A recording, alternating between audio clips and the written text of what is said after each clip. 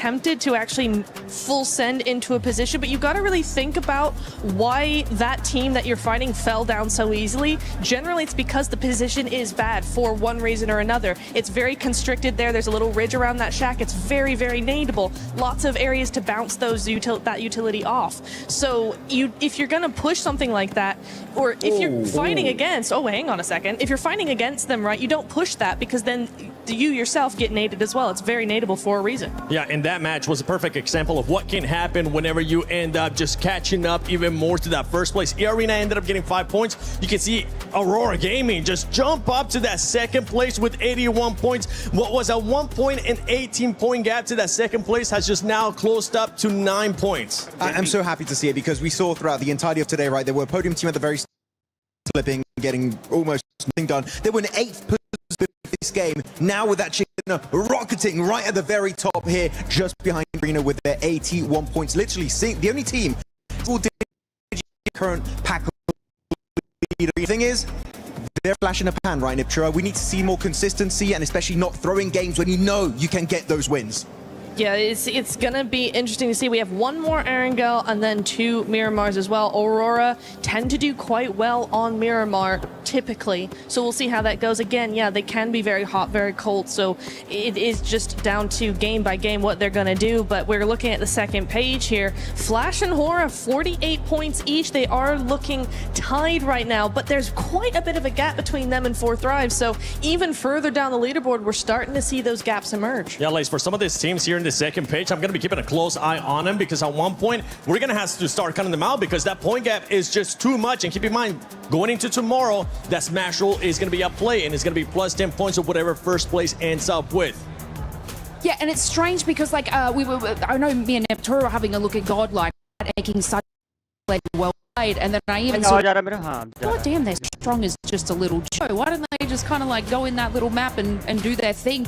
But it's just unfortunate they were getting elims in that spot to not make any further, and I switched that on the couch. It was getting themselves great, like, push fights, capitalize, and then like in and the other teams in the game. I just great push. Definitely needed, especially with the business. A lot for the place and in first place. That's what they're going to be hunting down. By the way, special shout out earlier on to Hot Jukes and John for casting those first 5 games. But now it's time for the main show. Yeah, it's okay. I still got you, baby. For Black. You.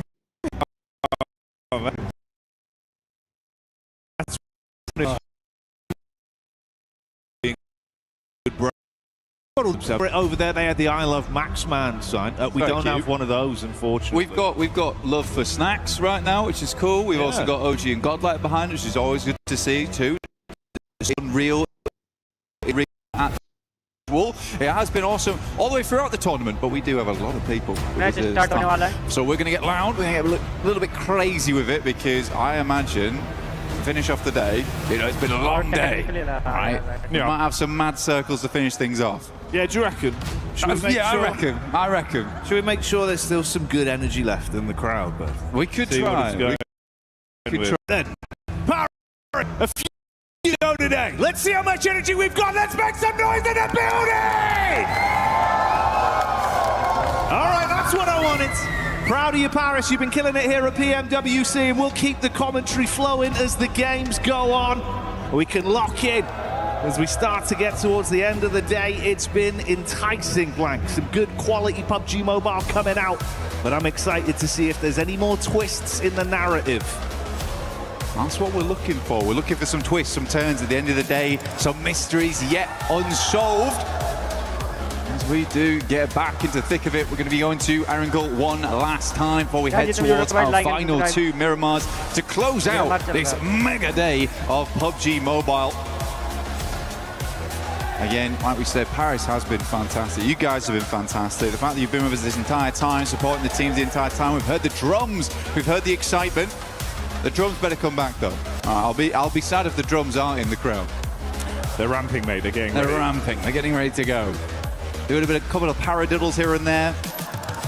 You got Ralph on screen explaining to his team that they're definitely not getting hot dropped over towards Pachinki. It's not happening again. Ida's had a good game now. They're like, maybe we were the problem. Yeah, maybe we don't do that anymore. Which honestly, I think it's a fair shout. I think, you know what, 4 different members of the talent team spoke to Ralph about that yesterday. We were kind of making sure we can get that one across as many ways as possible. It seems like the message has been sent out. Yeah, it was like, it was coded through Ralph for Ida. Yeah. So, what do you think about that? Ralph was very pleasant about it. He was like, I don't think they should be doing it.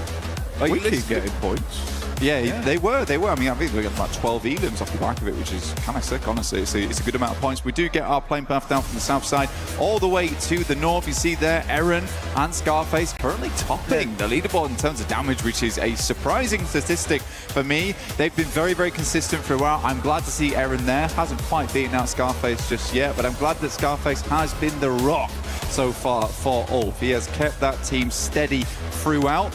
The suspension system for the Ulf vehicle, which will need to make a move down towards the south side of the map, but it gives a good game here for Aurora, who have been baiting us for multiple years for a massive win at an international, and they might just be giving us it here at PMWC, at EWC 2026.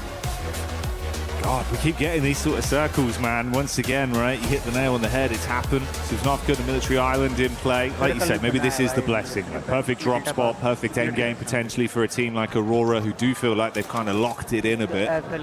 So we'll see. We'll stick with it. Potential for a lot of early fights. You got Flash taking on OG early as Aru's already down. Tiamba amongst it as well. A couple of squads looking to get stuck in instantly then. The revolver to the dome there. Well, unfortunate for guys over on OG. Flash seems okay though, get themselves back up on their feet. Like you say though, we got Aura on screen. Eagle. Explosive bow. Almost hit it as well. A little bit of pinpoint accuracy with the arrows. Jiggle. Dropping some ammo across. Everyone's a little bit low right now. Level 1 vest, a little bit difficult. It might have been actually just dropping some of the bandies over. Well, Sleepy is having a troublesome time getting towards them. I think he's in an awkward spot. Sky, though, is coming in from the other side of things. He's over towards the north side of Severny, so this is a long exit for both squads. I don't think any team wants to be here. Tiamba, as well as Aura, stuck in this awkward engagement. Eagle with a Honey Badger at distance on the sidelines. E-Arena also swinging by, but they should get gone.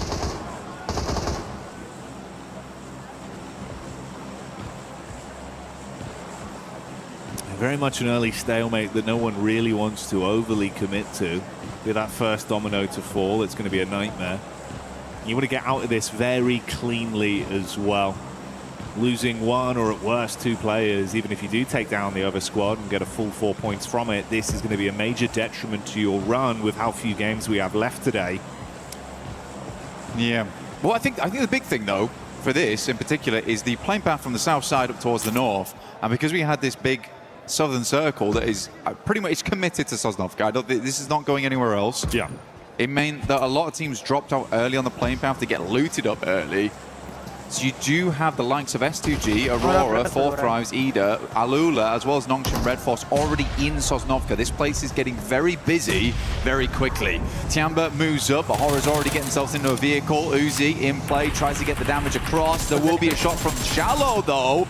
Really good stuff there with the QBZ. Get some damage in. Jiggle. Line and wait. Could be a dangerous trap in play. QZZ trying to get around the side. Eagle will just run down Sleepy. They don't know. They do not know. He is hidden, blending in to the rust. Man, how has he got away with this for so long? He's just there, down on the deck. No one knows about Jiggle. Come on. Come on. Pistol. Come on. Sidearm. Are you blind? He's a master of camouflage. That's insane.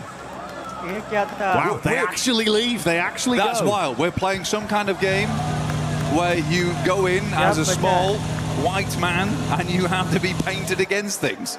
And he's done exactly that. Unbelievable. I can't believe he's become the chameleon in that situation. That's wild. But well played to him. Yeah, mega mechanics there. I think that goes to mechanics. Artistry. He's prone. That's a lovely prone. That Never seen anything like a it. beautiful prone on him. Got away with that one. Liberties. Yeah. Absolute liberties. Dear me. PUBG Mobile Chameleon. Right here, right now, at PMWC. If you want to get yourself some skins to allow you to blend in, well, this is not the one for you, because the Uzumaki Naruto event is now on with the Naruto character set, as well as the Ninetales Fury Org. S-Power bringing a lot of fury to the lobby at the moment as well. Talking to Max earlier, he was saying that S-Power right now probably the only player at a massively global level. And I would agree with him. I think he is on the likes of, you know, your Mormons, your Errands. He's looking insane. Yeah, for S-Power, doing great work for the rest of his team. I think Godlike has really shown that they absolutely can take it to task with some of the best squads in the world, which is cool to see. Satan here from Nigma Galaxy. Another team that's doing really well too. I genuinely think, and I said at the start of the day, is that I've not always been the biggest fan of Nigma Galaxy and some of the pushes, some of the rotates they make. I think they have a lot of potential in them. This tournament, though, has been, you know, it's been off the walls, just like this, because this is wild. It's just ridiculous how close he came when he drove past him twice. He's twitching as well. Yeah, I know. Not even fully stationary. Look at him. He's got a slight shifty look about him. He's put the laser pointer down to the ground. He's like, oh. Nightmare. They're going to see that. Put that away. Well, hey-ho, that one worked out. Didn't expect it, but master of camouflage He there. even try to give himself away. I mean, the laser pointer, really. That sent me. That's good. That's a belly of laughs right there. A lot of teams now getting in position, though. Furia looking to cross. Haven't had a really bad day today, honestly. I think genuinely Furia has been looking better and better as the tournament does go on. More shades of the past from them, PMMI, where they look very, very strong there. And they're bringing it back. I think that they just had to slow down their gameplay a little bit because their end games aren't nice. That's where they typically thrive. But now they're coming up against Alula, the Claws versus the Panthers here.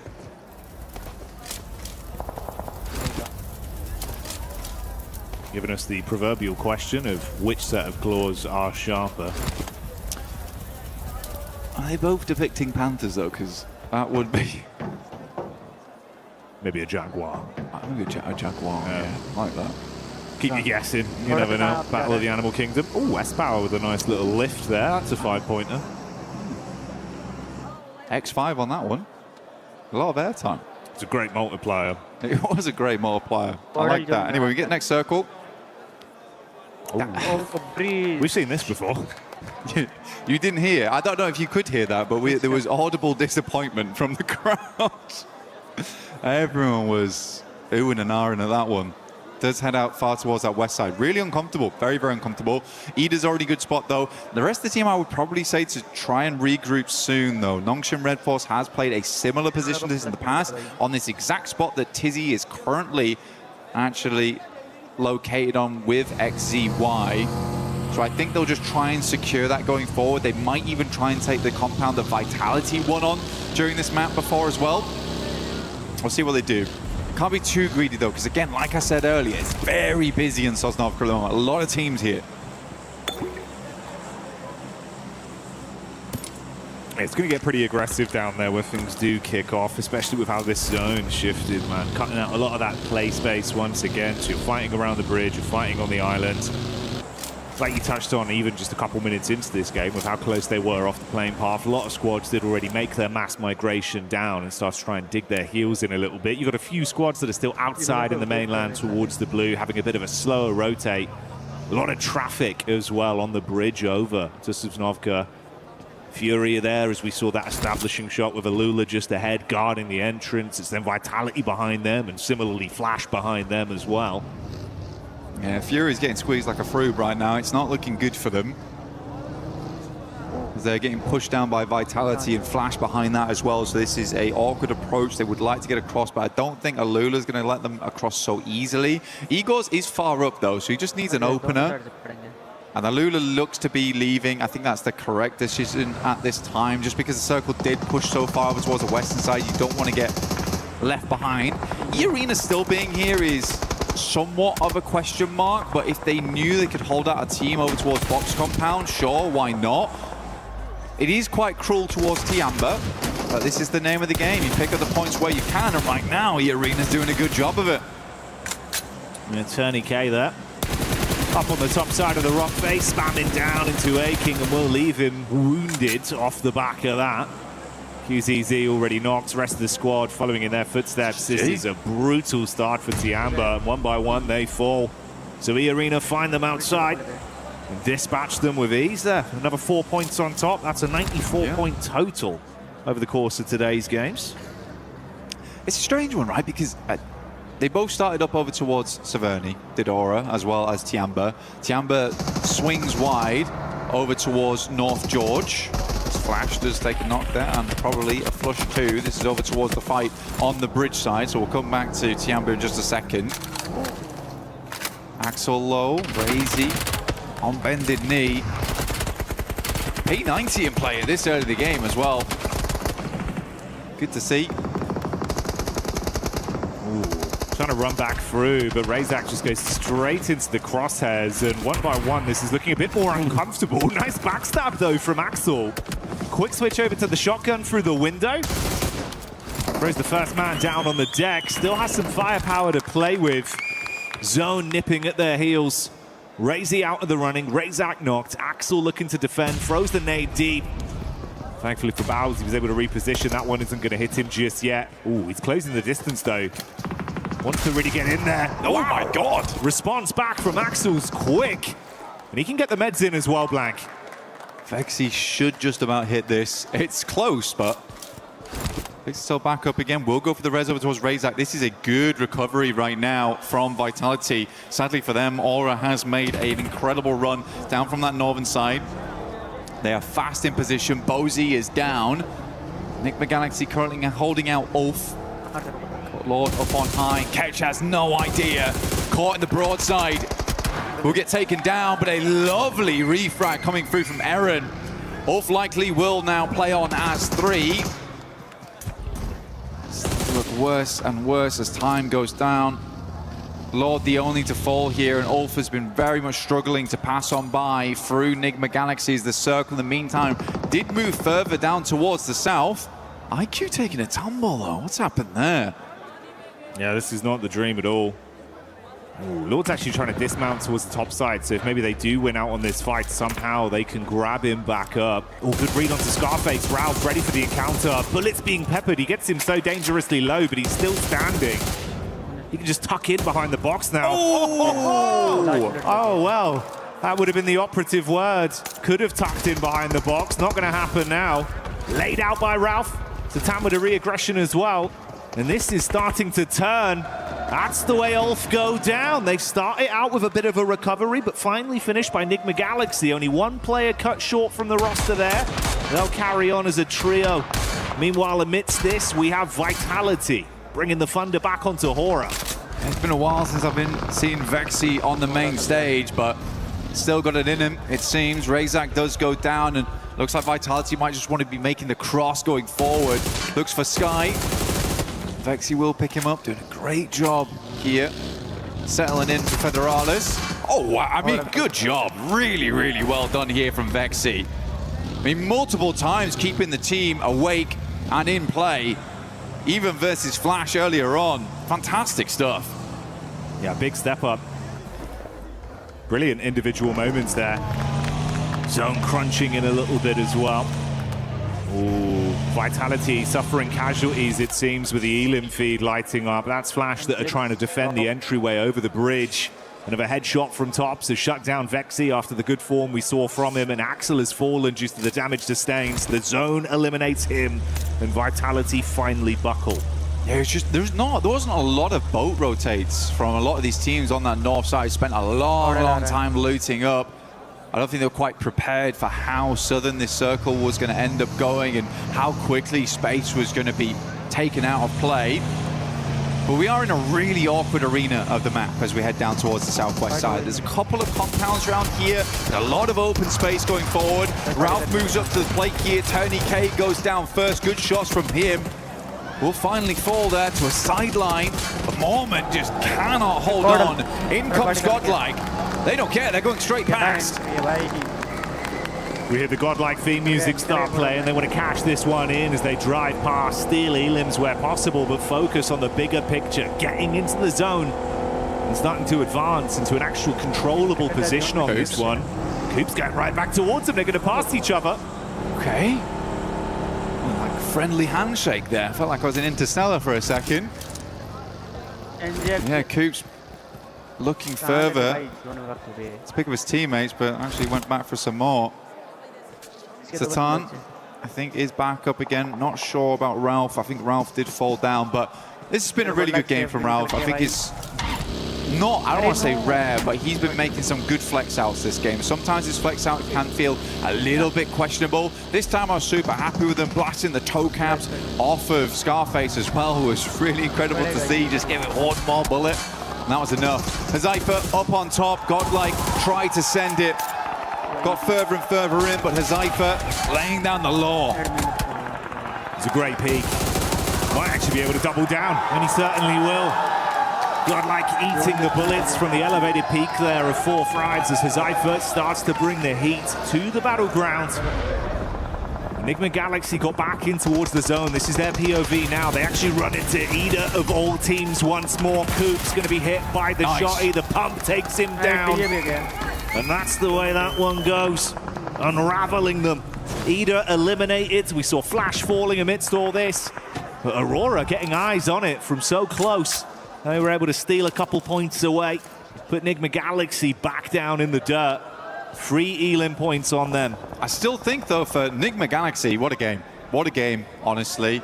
It was a real tough scenario they went through. They end the match on 10 elims. I think that's a good profit. I think you come away with this one thinking to yourself, we went through hell and back just to get towards this location of the map, and we still came away with 11 points total. So very, very well done. Because we do only have 6 teams left at the 17-minute mark. This is the quickest we've seen the lobby cold before, off the back of a really horrendous circle. S2G set themselves up, kamikaze as per usual, flying in towards those front lines.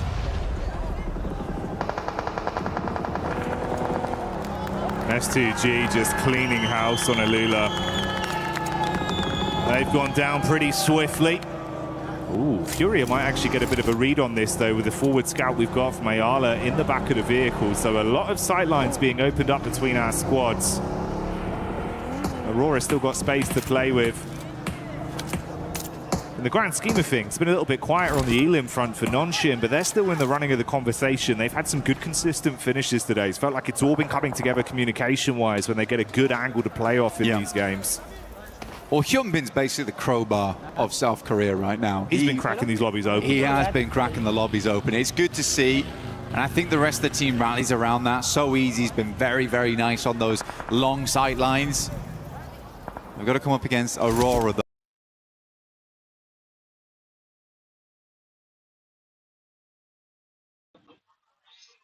Should have won, especially versus Nongshim Red Force earlier today. They would have been far and away at the top of the leaderboard.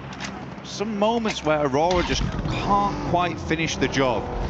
Even then, the consistency has been good, so it's an impressive showing from them. But we have that rivalry back up to bat once again here between Nongshim Red Force and Aurora, but shots coming from the sidelines. Let's make things awkward. Ooh, nade right over the top. That's Doc that looks to hit them heavy. And if Doc's fired up, Aurora might keep the pace on pretty swift on this one. Fury just off in the distance, haven't heard anything just yet. Been still up and kicking. They got high. Over it. Spin this table. He's got to punch himself.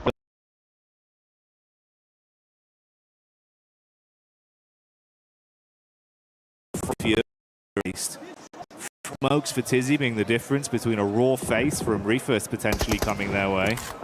I think the problem right now is absolutely that angle you're talking about between Furia over towards Aurora. You've got Top off in the distance there, currently holding on alongside with Zhol.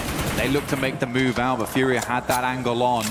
One player very low in the back of the vehicle. I believe that is Zhol at the moment. Can't quite find the next shots, and Isle is playing it very safe. The angle over towards this way, but Tizzy with nasty nade goes straight through the side mirror window. Oh. Response back over, they dash some nades of their own on target, but it's actually a response from 4 Thrives. Pulling up to the party, looking to third party on this one. Aurora trying to withstand. Nonshin going down as the last man, and So Easy will collapse from it. Doc already piecing out. Ooh, mate, that's the rotate straight into the camp of Furia. That is very on point for Doc. He's got that Doc in him. Yeah, that's the brand right there. Moved instantly over towards Furia, held that angle, made them feel a little bit afraid, right? S2G still got Kamikaze swinging, layering in the vehicles. Circle moves over towards Kamikaze. You can hear Turkish fans for S2G a little bit loud themselves. Hamzi finds a shot over towards Hazaifa. That's on the roadside, and a horrible time for it to happen. But it's all popping off now. Reefus up first, nade in hand, looking over towards Isla, very low. Chief pulled the pin, but a little late. Solke runs through the both of them. Oh, mate, the car's done enough just with the bonnet. He's dived out with the shotgun in his hand, vehicle burning behind him. Squad mates falling around as the shots are being spammed. Quick turn, finds that one, throws Furia out of the running. This is the best Solke's looked in quite a while, actually. I think that he's getting a little bit more of that aggression on board. I think a lot of times he was relegated to being this anchor player. So it's nice to see him, you know, channeling a bit of that Silas going forward as S2G gets the ambulance out, pulls out the rest of their team, gets them res and back up into a position to fight. Not taking any chances on this one. Went out for the first aid kit. A necessary first aid kit in the moment. The med kit taking him to full. Requires Doc to put a little bit of extra work in. I'm shocked he survived that long. Reefus had the peak up at first, left him sweating bullets, like you say. The clutch heal barely buying him enough time to stay along for a few extra seconds. Now knocked behind the vehicle. It's a bold maneuver from Solke, but does drag him from the rest of the team. Likely leaving S2G as a 3-man, but they have the compound central.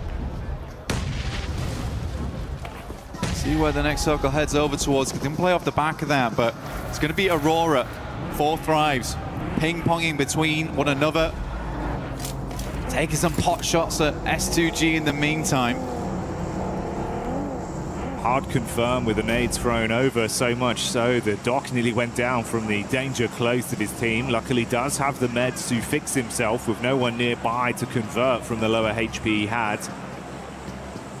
But you're spot on, mate. We heard the excitement from the fans. You can see why S2G, they were playing with some confidence and aggression. Previously, it's been Kamikaze that reps himself in those situations. This time around, he plays close to the squad. They control the compound, but you're going to be pushed from 2 sides. Difficulty with this compound as well. There's a lot of space to control here. There's a lot of space to control. There's some flat walls to work off the back of. So teams could send in over towards one side, and having a 3-man inside there means they cannot control every building effectively.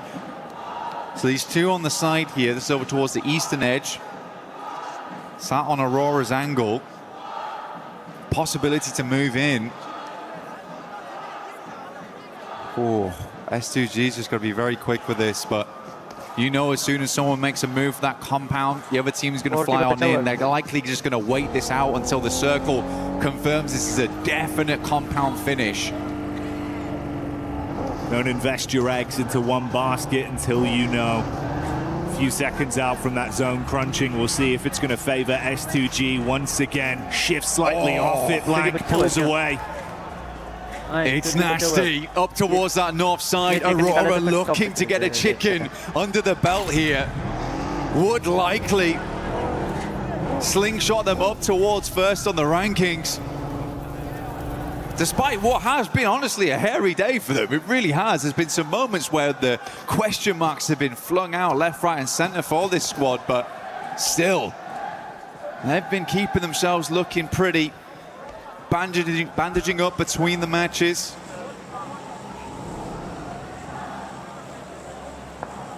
Blessing of it as well with his own shifting. That crate that came in, you can see that Top & Co were able to push over, get an early duo onto that, grab some extra bits and bobs to armor themselves what could be quite an intense final fight once they now get attention from 4-5s and S2G. They've got a full 4-man squad, similar, 4-5s, and they're going to jump in the vehicle, start to advance on this. Oh, that's not what you want. Reefus with a snapshot, Falak falls instantly. He's got some cover to play off here as well, Blank. T24, he's just out. He said, I am not being on that buggy anymore, I'm dropping straight to the ground, and I think it was the correct choice. Being on the back of a buggy like that makes you a prime target, and he's just realized that Reefus has got the golden eye there. Quick shots, pinpoint as well as IQ desperately tries to swing around the side. This is a mad dash, and one that will not work out in the face of Aurora. More points added, and S2G can do nothing but look on. They actually get themselves into vehicles. They're going to swing round. They have to take the moment here into their own hands. Last game, Aurora, they were able to do some good work versus them. Now looking to actually show some aggression. Reefus goes down first. Good engage, but how long can they hold on? Kamikaze in the back wants to arc the nade over, has the SMG to play with, one thrown right back towards him. Doc putting them down with the DBS. Panic stations for Aurora as everything is being thrown at them. Doc takes a heavy hit, but he's still standing. S2G down to 2. Hamzy G on the north side. Kamikaze lighting them up. T24 still off in the distance, dealing with Top here, and Kamikaze takes nade after nade. This bounces, but should go a little bit long here, keeping Kamikaze at a half HP count. Oh, T24 as well in the midst of all this. That's the off angle you touched on there. Able to strike from the side. Kamikaze replies with one of his own, and these two teams are coming together to make it uncomfortable for Aurora. Doc with a nade, trying to cook that one. Meanwhile, they respond back onto 4-5s as they throw that in. T24 behind the tree. Doc now worried. Split the difference between two players here. Not easy to regroup. Another nade in the hand of T24. Sent it across. Doc is down. The other might fall to the nade from across the way, but seems like he lived it. S2G playing the game of their lives right now. S2G, such a quick swing, Jackie, as well. Love to see it. This is huge from them. Complete different play style. The confidence out in full force. Right time, right place, and the back door has worked out well. Top trapped, T24 spamming so close to him. He knows he's exposed. And this duo from S2G looking to take this one with force, but they still play it smart. Makes the run across right now, trying to deny sight lines. Aurora, Top will at least find it, but the shots are coming through. Kamikaze once again sends straight center. It starts to work out. Nate gets close to the lovely bouncer on it, but won't go quite far enough. Back behind the loot crate. A little bit of cover to work with, but S2G, they've got two angles. Top is going to have to play out of his mind to make this one work here. One first aid kit ready to go. Hamzy G looks to send an arc over the top here to finish off the game. Goes wide to the side. He's really trying to run the risk on this one. He peeks over the top of the crate, using the smoke to block the angle from Hamzy G so he can take an isolated fight. He's reading it as well. This 1v2, like you say, it's got to be impeccable from him. He cannot afford to miss a single shot. The reactions are going to be there. Kamikaze on the road. Slight height advantage. Throws in the molly, takes the bar shot, and that's how he gets it done. Kamikaze cleans up as S2G get it! Last game, S2G, they looked a little bit short there, but this game they go Kamikaze, Kama-crazy for the finish. What a game, not lazy whatsoever, with a quick swing out to the side. You gotta love it, you gotta believe it, S2G is here to play. We thought it was Aurora about to blot out the sun and cast the shadow, illuminate the stage, but no, it's S2G. that once again prove how much of a powerhouse they can be here in France. T24 as well, man. The jump out the buggy to sit down on the floor. I couldn't believe that. I mean, he made a quick snap decision. Like, lads, I'm going to have to live this game out. I'm dropping into the grass. I'm going to cause problems. You can feel the energy in the arena as well. We get the replay from that one. Some big individual maneuvers. I love the strategy as well, Blank. S2G here, the way they were able to control the situation, knowing they had to be so proactive, but didn't overstep the mark.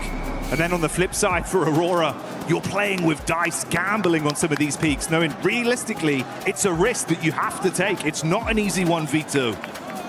It was actually a very difficult circle. And yes, it pulled away, but they were unsure where they wanted to fight out towards. And maybe they had to full commit over towards Fourth Rise, clear that angle sooner to deal with S2G. But again, for S2G as a three-man there, they make the only decision they can. It's been something they've been saying all tournament, is we just don't care. We will just push those angles. We will try and get something done in those end games. And it was lovely to see them prove that immediately after that last game where they sort of just laid down over on Arundel.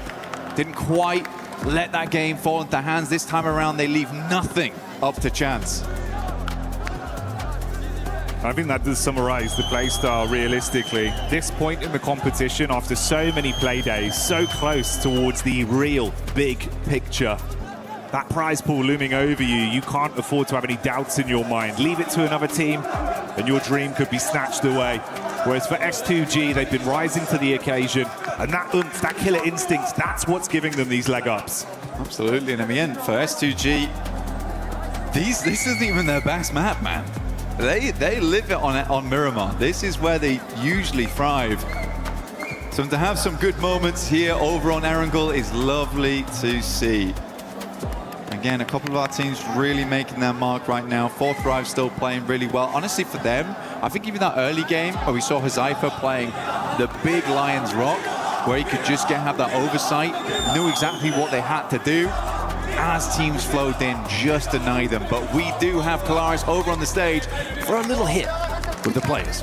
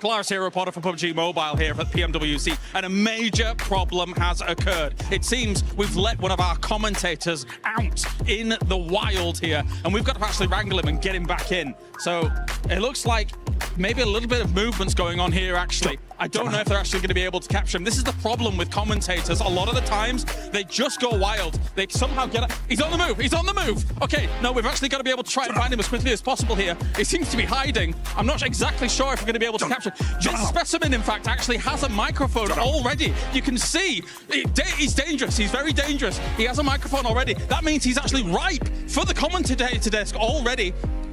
They might be able to actually capture him here. They've caught him cornered a little bit. I don't think he's very interested in it, but he might take to it.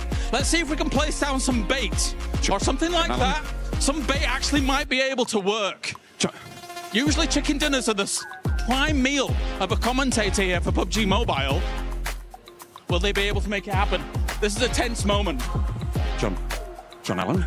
It looks I think they might actually have it. They might have it. They might have the John Allen. It looks like, oh, did you see that? Get a close-up of that. Get a close-up of that. I think they've got him. I think they've got him. Unbelievable scenes here at PMWC. Oh, that was close.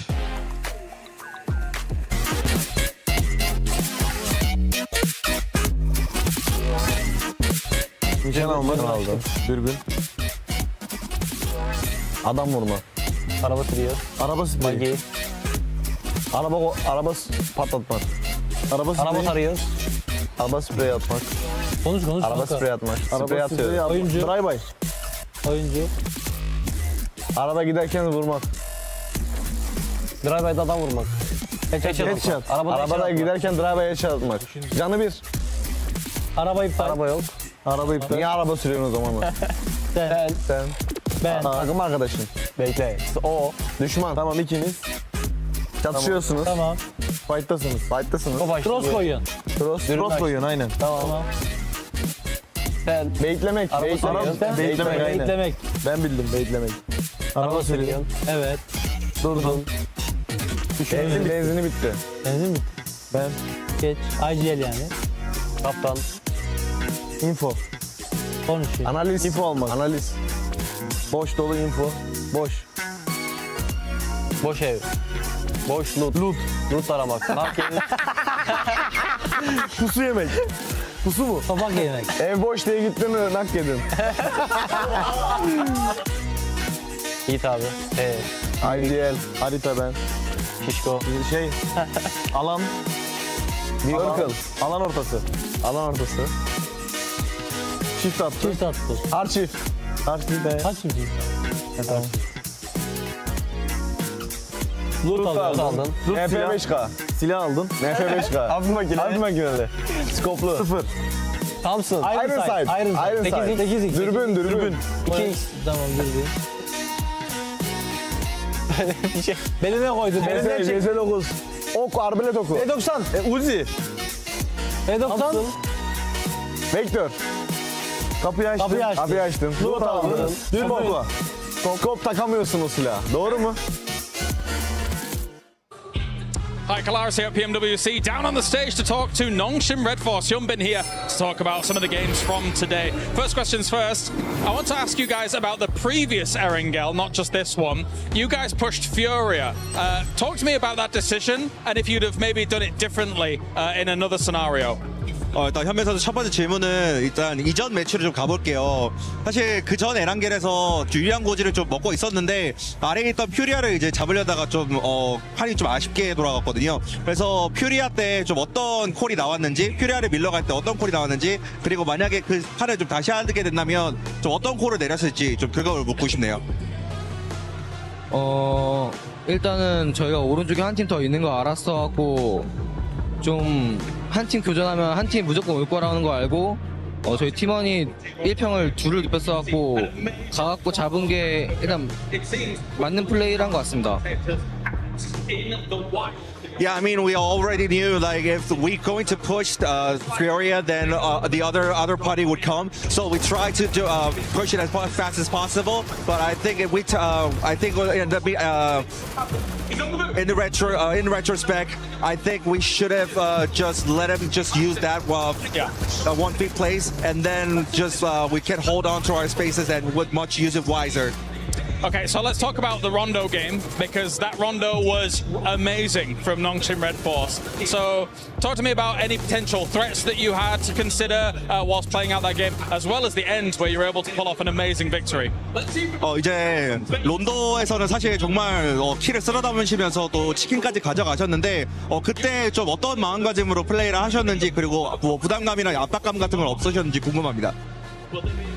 부담감이나 압박감 같은 거는 없었고 일단 교전 부분에서는 저희 팀이 가장 자신 있었기 때문에 쫄지 않고 자신감 있게 했던 것 같습니다. Yeah, I mean, there wasn't any pressure at all. Honestly, we were very confident in our team fights. So yeah, we tried to get it head on, and then I think that worked really well. Thank you very much for joining me, Hyunbin. Thank you very much, Maddox. That does it for us down on the stage.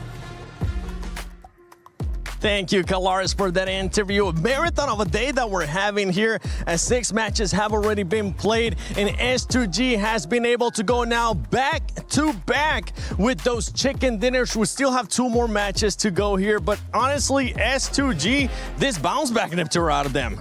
Quite literally a bounce back. All these nades coming in clutch here for S2G.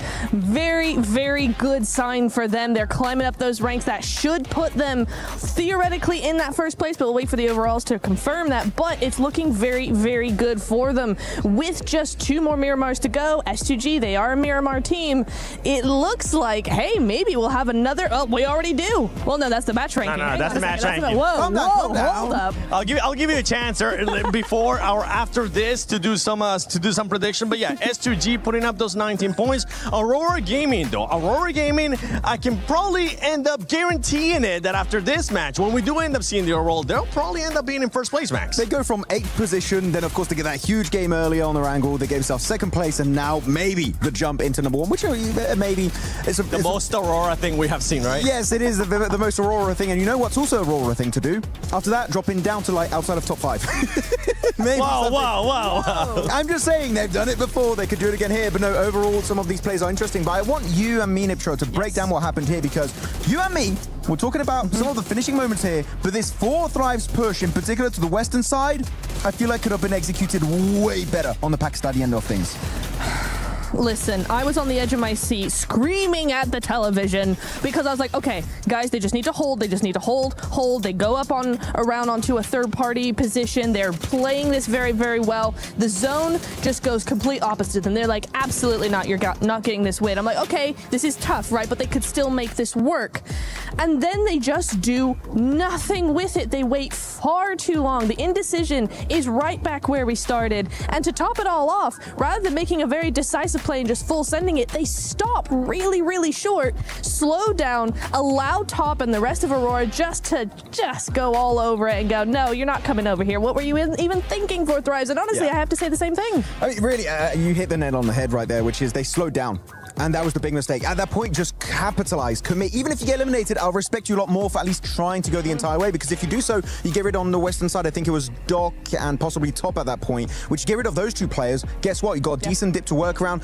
It's still not sure you're going to get the chicken dinner, but at least you have that opportunity to go the entire way and actually get yourself that chicken dinner. So 4 Thrives, still good points on the board, but they could have gone in a bit more in this match. Yeah, they could have gotten a little bit more. And once again, that indecision, you guys highlighted it too. I just want to back you up with it, because that's been the biggest question mark for this team for 4 Thrives. We've seen good performances out of them so far, and you know what? Let's take a look at it again, because you can see right there when they are stopping, that's when they question themselves in the tour. And we were all hoping that they would just fully send it.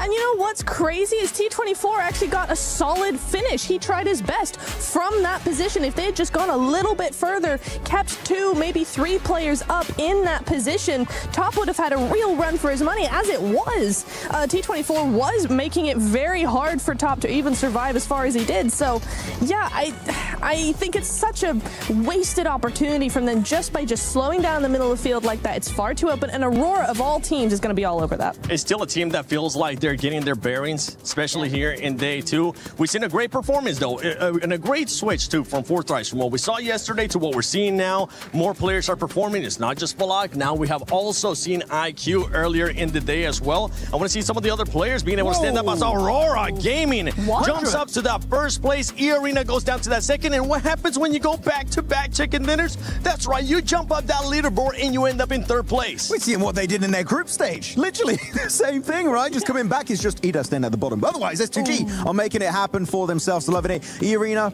still getting a few points pretty consistently throughout the day, but when you get bangers like that from Aurora Gaming, oh my goodness, they are looking fantastic with the eliminations in particular that we saw earlier today, right, Niptura?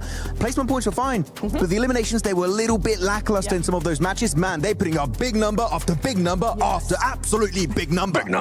Yeah. It's the momentum that we saw yesterday from that one Erangel game, right, with the 2 hovercrafts. S2G just bullying the lobby with those. No hovercrafts today in the same fashion, but still managing to get that chicken dinner back to back. That's going to be looking very good for them there. One thing's actually scary right now, and I'm starting to realize it. I know we kind of joke about Aurora, the inconsistencies that we have seen out of this team, but for this team, one thing that has been consistent for them is their placement. At one point, we were kind of critiquing where those elims are going to be coming in. Their placement points have been there. The eliminations now are starting to get picked up here in the second day as well, and this team is looking like a team that wants to become a champion. They're like 4 placement points away. S2G, they got 3 wins, by the way, which is an insane ratio to have. So definitely Aurora only has 1. Exactly. They do only have 1 chicken dinner, so that's some very consistent stuff on board. That I'm looking at a team that it's kind of the opposite from Aurora, which is Ulf, right? They had a massive rise. They got that chicken dinner with a 4-man finish on Erangel, and after that, their second place, falling down very slowly now in the middle pack. But though we on the second page, big upsets and Tiamba just not able to maintain that top position 7, which is heartbreaking for this team. Tiamba was one of those biggest question marks for us, especially because of the way that they ended up performing yesterday. We saw Milu being able to pop off. Today is not the same performance out of their squad. We knew that they have the fragging power, but those placement points were just non-existent, and right now, nothing's going their way. Nothing is going their way. I mean, you're seeing them there with 9th place there, 63 total points, 14 placement points. I thought you were going to go with that catwalk again. This will be the perfect time. Not this time, maybe later. But yeah, no, the only thing we can hope to see is that they come back tomorrow stronger, fighting, able to do what we know they can do. I mean, they go into teams and crush them in seconds. I mean, it's easy for them, but just not today. It's just all over the place. Yeah. Tomorrow's a new day. It is. I mean, I'm looking at a team in particular on the second page that I've been a little bit disappointed by is Vitality. After their opening day in the group stage, I was like, yeah, Vitality, we're looking so good, so much domination, everyone looking so good. They even swapped out Federalis, right, for Vexy, which I was like, that was quite an interesting decision to make. But man, oh man, that was really just a flash in the pan. They had that one insane day, and this, of course, it's hard to replicate, but they're not even getting close to that initial performance on that opening day of their group. I would love to see a comeback from my boys, Razak, but so far it's been a bit of a non-performance in the finals. Another team along those lines as well is Team Flash. Team Flash has currently been non-existent for this squad. In the last game, though, I do want to highlight something for one team that was able to perform well, that was able to put up those points, and it was none other than Enigma Galaxy. If I'm not mistaken, Enigma Galaxy ended up with 10 eliminations, and that's good because that's a squad that has been consistent now 2 days in a row. It is, yeah. They had a really nice 2-2 split on the southwest side of zone that really enabled them to get a lot of those eliminations, and even if they didn't make it further into the zone, further into the game, you know, they're just ticking along. They're making sure that they're consistent with those points, ready for tomorrow for those last few matches where they might just win it all. Well, we have now hit 6 matches, but we still got 2 more matches left. Miramar is going to be coming up. Are these players going to start crumbling, or are they going to start shining, as we have seen some of the other players start shining as well? Let's send it over to 2 men that are definitely shining, none other than Blank and Jackie. Thank you, Seven. That's right, we've had to tone it down slightly because we're blinding the crowd, so don't worry. The spotlight, of course, will be on the incredible plays that are being made by teams much like S2G. Huge show up into that previous game, displaying an unfathomable level of aggression that is really doing wonders for them.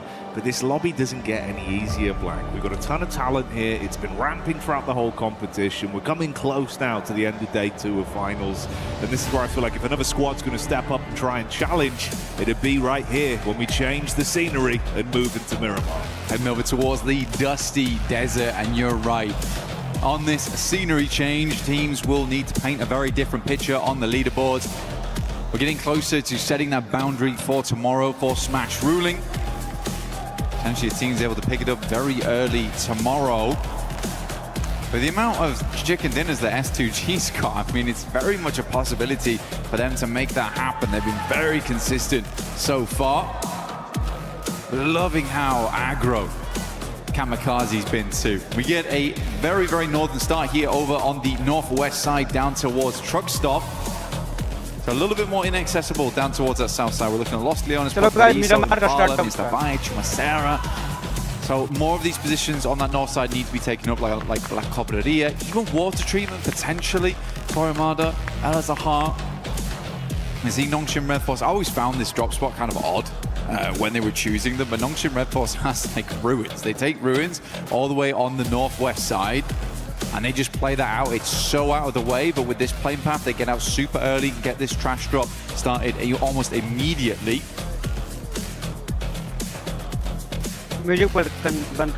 Sarah boats for them on this one.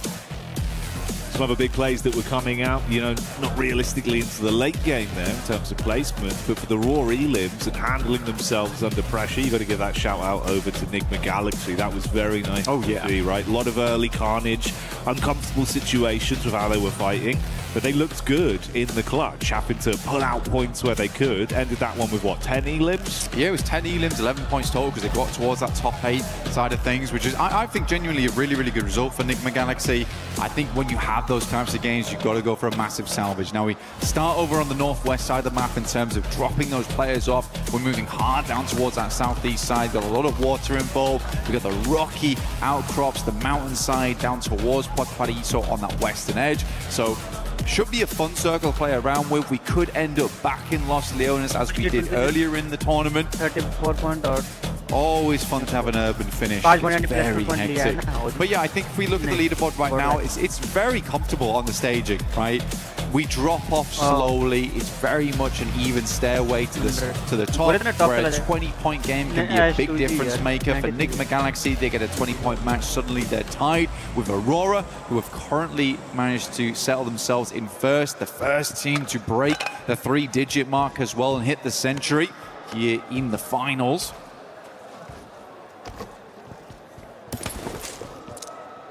I do wonder if maybe teams will get a little bit more antsy, force some issues slightly earlier into this one. A couple of our big names already inside the zone there. 4-5's Aurora, Godlike, not too far away. S2G making their rotate down from truck stop. And then Tiamba, of course, towards the coastline. Keep that in the back of your mind, but focus on this as well. We've got some weapon skins, of course, for those of you at home that want to get your hands on some lovely bits of kit inside of the game. So make sure you're participating in that. Absolutely. And we'll throw that up on screen shortly. You can take a look at it then. But for Aurora, there you go. As if on cue. Doc will just go down there. Knows he's nowhere near the rest of his team. Isn't going to bother them. So unfortunate there for Aurora to lose a player out almost immediately. Again, weird entry point for a lot of squads where they want to get in towards the circle as soon as possible. S2G giving themselves the best advantage early on as they fly down from the eastern side of the map. And swinging past Impala right now, might look for some of the high grounds that sit towards the southern portion of this one. Enigma Galaxy a slower start though, over towards El Pot, so they're going to hang out here for a little while longer. Ralph on screen with us at the moment, doing a good job IGLing, making some quick decisions here and there. I do genuinely think it helps having... I think as much as we've talked about Coops, I think we do need to shift the perspective a little bit to Lord. I think Lord has been such a consistent player on that team. We've given a lot of love to Coops so far, but I think Lord is able to excel because he has another strong fragger on the team. Now, I think Satan as well as Ralph are both very good players, but they're not your front line, right? And if Lord was always playing that front line, he was very good with it, he needed someone to play off the back of, and I think he works phenomenally well with Coops right now. So a big shout out to Lord this game. Hopefully they can continue that pressure. Milu back in, actually, for Tiamba. Looks to move up against Lost here, but will unfortunately go down. So Tiamba losing Milu right off the back there. Very sad stuff to see. I think Tiamba was not expecting this. S2G sort of making a Tiamba play versus them themselves. Yeah, giving a taste of their own medicine there. That's unfortunate, the return of the king, but only for a few brief minutes on this one. We'll see if he comes back for another Miramar outing. Absolutely beasting in the event overall, but S2G stealing some of that energy and starting it out with a nice elim to send the rest of Tiamba scarpering, as they know they don't want to stick around and sacrifice anything more on this one. 3-man squad lives on to see if they can steal some points away on the long con. For Tiamba, still 7 more matches to go. And like you said, they've been having a great run at the start of it. They had a lovely push-in over towards the finals itself. They looked fantastic. Now sitting over towards the middle side of the tables. Haven't really able to put up many points after that. But they still have a whole additional day. And that can change a lot of things. Remember, you just need to get past that smash ruling point system and then hit the chicken dinner. So they just need to get themselves in range. That's it. They've got one more game to do it. They've got this game here to try and get some consistent points on board. Like you say, the return of the king was very short here, but next game, potentially some royal decrees being thrown out here and there. Yeah, take the opportunity to sharpen the steel once more and then come back out swinging. Potentially, that's got to be the play for some of these teams as well, because you touched on the fact, obviously, you're trying to set that barrier, that scoreline to beat effectively going into tomorrow, stopping some of these top teams dead in their tracks, seeing if you could stop them from bloating it to a very large scoreline. It's a risk versus reward that you've got to weigh up in some of these situations for teams that are looking to still climb, but don't want it to be too tall of a task to reach it going into tomorrow. If you want to lap our top teams with that smash rule being in effect. OG on the move here, Ida just off in the distance. Yeah, pretty big funnel, this portion map around La Bendita. Through in the dead ground, sits around here as well, to the north side of Los Leones, staging upwards towards some of those buildings. Ulf's already met that quota right now. They're a little bit further towards the center of the map. Ulf looking for another good game. They were in second place for a little while, but then swiftly fell out of it, and Ulf's looking to get some more points on board. Again, for them, a good game would pretty much settle themselves up towards the top 3. They just don't really want to get trapped by that second place curse. You know, it's very much the Alpha 7 of old. Flash loses 1 on the knock and will be immediately flushed there by S Power. It's from Godlike on the south side. Vitality having a little bit of a look in towards S2G and Pod Paraíso, actually. They've got a 2-2 split going on, very dangerous. Zypher up on the roof. Nade in his hand as he starts to make a move over the top side and see if he can get that one down on target. So 4 Fribes collapsing in early. Jiggle knocked. Sleepy arcing a nade back over as well. Going to cook that one. If they came running over now, could be very detrimental. They can tuck into the stairs as well. Get a safe recovery on the go here, so Jiggle can still be in play. Falak, though, putting on the pressure, and again, with the flashbacks towards yesterday.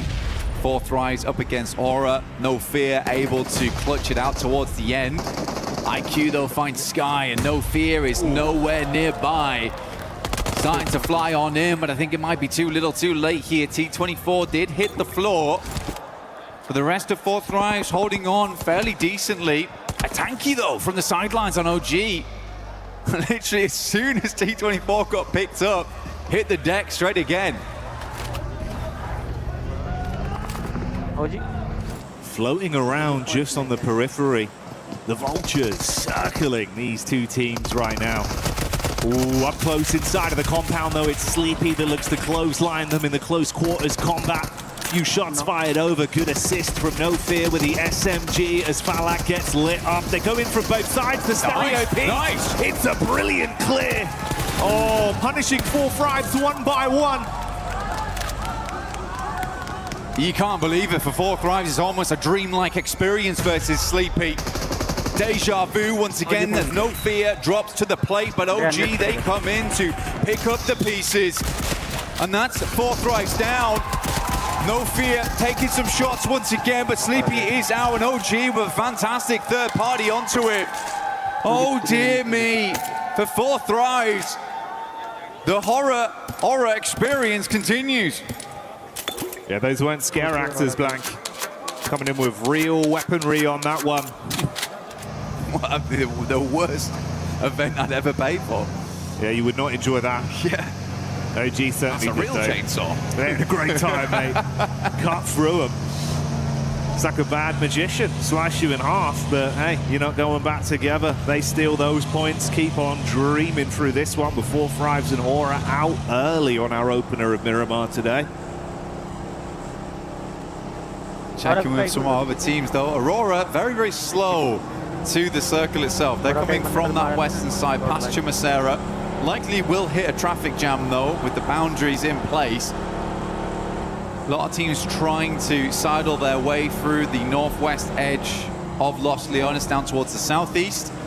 But we are hitting those rocky outcrops where we slope down towards the eastern side, leaving Vitality and S2G on a little bit of an island of themselves. The next circle will determine whether these teams do need to cramp up towards. Oh, okay. S2G, fourth one on the cards, potentially. All right. Hey, man. Goes over towards them, already set up down towards the coast there. A lot of water in play once again. These circles have been so spicy time and time again, forcing some quick thinking out of our squads. For S2G though, I mean, as an org, it would be an incredible achievement, right? To come off the back of winning one international previously in the past, and to rebuild and do it again, that is a great marker of success for S2G. So we'll just have to wait and see for the time being. For them, they're down towards that east side.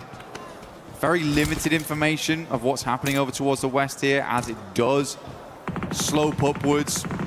You're not really seeing all of the information, all of the intricate details on that side, so they're going to play it safe for the time being. Tiamba did get a central position though, but they are playing as three. Milu going down earlier on. Coops finds Schweppes, good shots. Does not miss those often.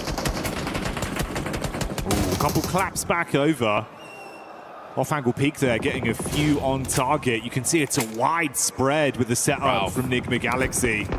This off-angle could be so dastardly. He's got his eyes on target. Mormon just trying to stay alive, digging his heels in towards the cliff face.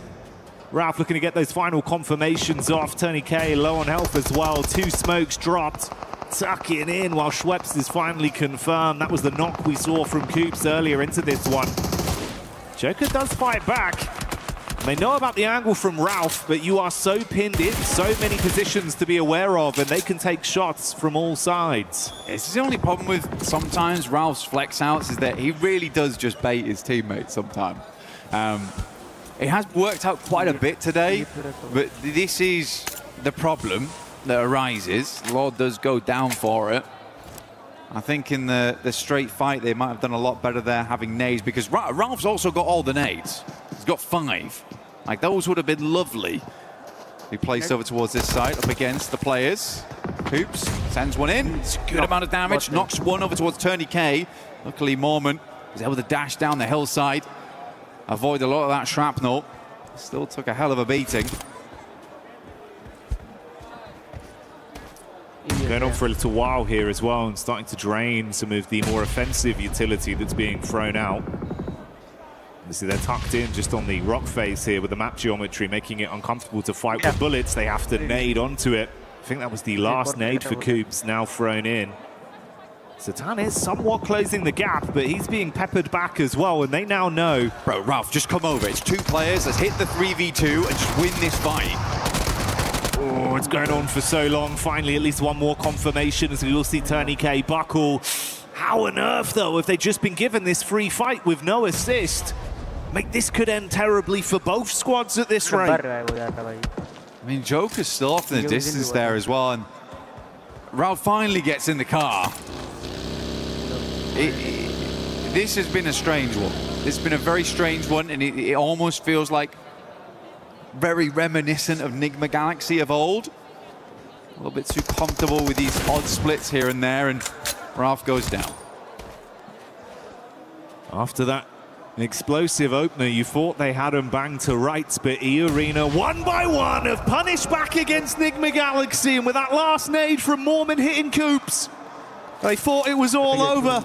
Well, it is now. But E-Arena, they are very glad to have this guy on side. He is more than a man, he is more man.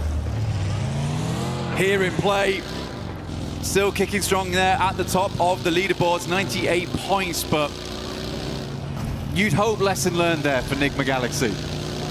You can't afford to be doing that. Not worked out for him whatsoever, mate. Too indecisive. Split. I mean, look, Satan is frustrated, and so he should be in that situation. Okay. What a... I don't even know what to say. And for E-Arena, I mean, counting their blessings, they get away with that as a duo. 4 elims picked up, putting them on 98 points total right now, still alive in the game. If they can coast this one out long term, maybe there's still more to be said for them on a bit of a big score on this one. But they've made out with a brilliant heist. Got in there, made out like bandits. The Watcher. Ralph. Observing. Noticing. I've noticed you in a 2v2 with my team. Yeah, brutal way to go.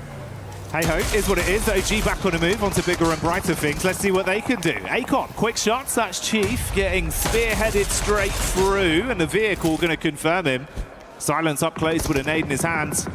Pin pulled, sweaty palms. Can he blow them away? Silence does get one off. Back onto Acop, leaving them in a effective 3v3. Zone going to be crunching back in onto Silence as well, and he's low on HP right now. Nate's thrown all over the shop. He's worried. So he should be. Might just get the first aid kit off here. Pulls it off in time. A tanky though, going low, gets the heal. Silence is down and out. We got Night Cam on board. Watching on as his team struggles up against the forces of OG. Either now looking down towards them, punishing. Only Ayala left for the squad to move forward. Vitality found themselves a decent position, and somehow Nongshim Red Force have been able to swing down towards the southern side of the map. But again, I feel where Tiamba's playing, completely workable from this spot. But you'd hope for Ulf this is a good game. And I think this is where they need a good game to stay in contention for the top side. Yeah, if they want to be in that conversation, you've got to get the boots moving. As we gave you this establisher here of the map crunching in, we did see Ayala, I believe, there on Furia falling. So Furia do go out with the on-watching from the coach, main man Knight. So OG get away with one player still in the contest here. See, Widgock's going to have to play a very, very slow game from this point as just a solo. Does cut away some of that effective close line early setup we saw from S2G. They're going to have to move over. This is why you were highlighting Ulf there. Very central. Tiamba, similar sort of story. And Aurora with just the duo. Yeah. That could try and get involved in the conversation as well. And if we look over towards Ulf as well, when we pan past them, they're on some really nice high ground. Looking down on a lot of these teams, like it's a very, very good spot, not only to gather information from, but to springboard the rest of your game. It could be front a curveball and get a hard shift over towards the northwest side or down towards the southeast, in which case you need to push down there. But yeah, I think for Ulf, they should have a good lay of the land going forward. Flash still as a 4-man though, over towards that northern edge. E-Arena off towards that eastern side. Living actually, despite everything. They were stuck in the blue for quite a while.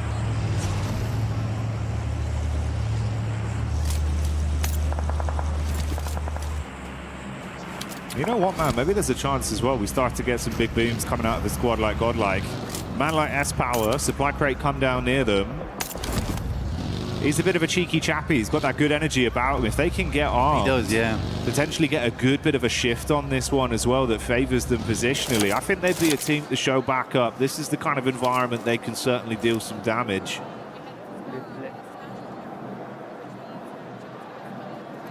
Right, you don't have to shame them. Does he make it this time? No, it's just a shame cam. Okay, all right, cool. Fair enough. God, you've been done. Not a single thing gets past our observers. No, all the shots on that one. They notice. Look, that's the thing about ladders. They can be a bit hard to climb. They can be. They can be. Especially when they're off the ground level. But a good attempt. See if Flash makes it later on. We'll have a little peek back in there. Probably not now though. They've been embarrassed on the big screen. Nongshim Red Force looking over towards S2G. Important fight here for the eastern side. Trying to play off that edge. Kamikaze looks over the top immediately. Pulls off from that angle. Gives them space on this one. Lost on a real long back angle there. I do like where Lost is playing. He's done this a few times before where he's this really cheeky position. Luckily, Tizzy immediately notices him.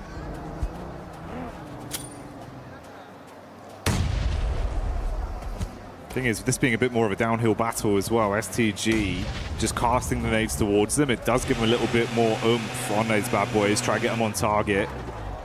At some point, both of them have got to move as well now with a zone shifting over, and Hyunbin's gone for the more aggressive approach, zipping up towards the ridge line. He's got some cover to play off with this as well. The crowbar. Yeah, that's what he does. Looking to get dug in over towards S2G. Prime apart. Ulf, Eren actually finding shot over towards Darkin. That is a mega shot, by the way. Oh my goodness me, how far is that? Almost 400 meters on that bad boy. That's Eren for you. MTG still wandering around on one nade there from So Easy. Tries to get a bit of damage done. Lost still in the back lines, but he's been effectively harassed. Vitality yet to move, and Nongshim Red Force just trying to dominate the high ground off the back of this. I think with Hyunbin's original push out, that swing was very good, gave them a huge amount of advantage playing forward, but we are just playing in tandem at the moment, slowly stepping up this hillside. Yeah, climbing up bit by bit. But for the Mafia, it looks like there's a little bit of posturing from Godlike back down towards this fight that's occurring in the Elim feed with Alula taking on Ida. So Godlike might try and siphon some points out from that one, whilst you do still have this elongated uphill battle between Nongshim and S2G. Ooh, the duo of Aurora as well, even getting a good distant connection off onto Godlike to at least knock one of the players. Alpha pushing a bit further down as well. They were debating going for it. Oh, but that's actually Top getting the knock onto Soulless. That's awkward there. Kamikaze though, E-Arena. It's Mormon once again at distance. M4 taking the shots in. Kamikaze immediately has to rebuff that position. Nongshim Red Force takes advantage of it. So Easy peeking. Good shots from Joker. Goodness me. Lucky to still have his hat on. Eren knocks over towards Razak. Eren has been hitting some nasty shots, by the way. Yeah, he's been super slick with it. Great gun skill on display. From range as well, gets a little bit more awkward from some of these long-range fights, but doesn't bother him. He's been consistent. Very important that he gets that knock as well versus Vitality. Massively slows them down because Ulf had 2 players down, knocked. Now they do... I think they just lost 1 entirely. Yeah, they did. So they're down to 3 now. That's Soulless. No longer in with us. It's all from a really, really good position. I don't really know how they lost a player there.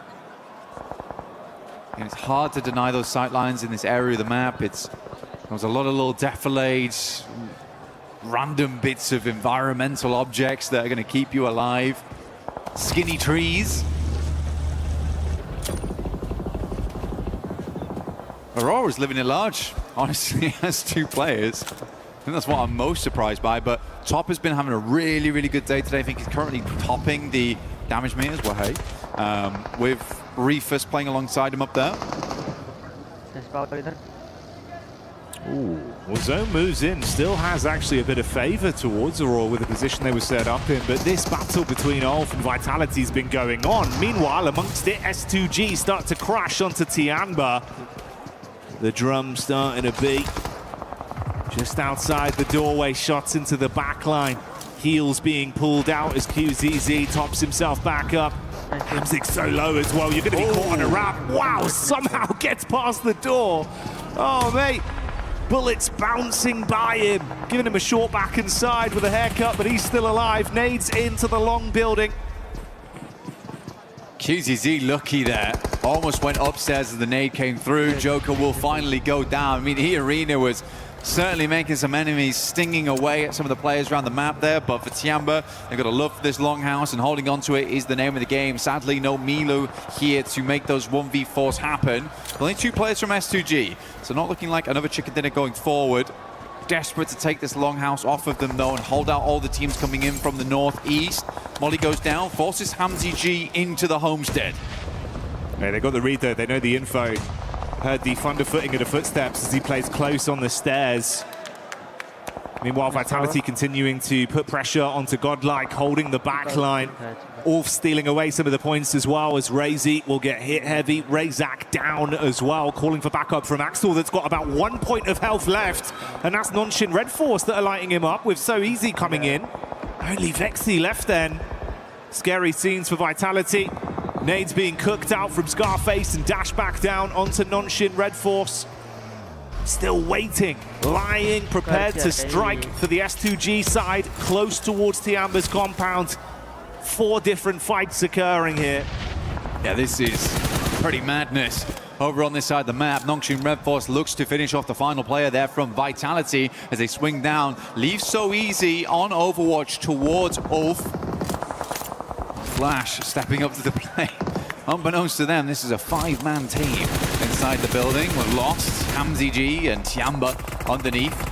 Smoke start to bloom. Nongshim takes quite a lot of damage though as Godlike starts to push on through whilst Ulf maintains a little bit of help. Flash just sprinting in, clear towards the top side of their area of the building. Meanwhile, A-King starts to respond back in kind onto S2G. QZZ nice. With a smooth move and giving them the Texas 2-step and dancing past the bullets. That's how S2G go down. More pressure could potentially be coming their way though. Has to play the outside now. Love that from A-King though. Just decided to push up. Sadly, Wynn's already on the rooftop. Gets the good shots in. Will flush out the player. QZZ gets in the building with the S12K underneath. There's Eagle lurking as per usual. Gets the first aid kit off. Greeds for it. Zeus low. Mozi's down and Tiamba is making the hold here. 1 player left remaining. He moves out. It is just Eagle, I believe, left here for the team. Oh, he tried to bait him back on the double step into the building. Thankfully for Flash, Wynn finds that one on the reply. He can't pull a fast one on him, but that's a quick way to go down for the last member of Aurora. They fall as well, and the numbers get fewer and fewer as we go down to our last 4 squads. Flash, Godlike, Ida, and Ulf remain. Ulf have been battling Godlike after Vitality were removed. This was the next squad they had to keep the intense action going with, and they've not had a moment of respite in a few minutes.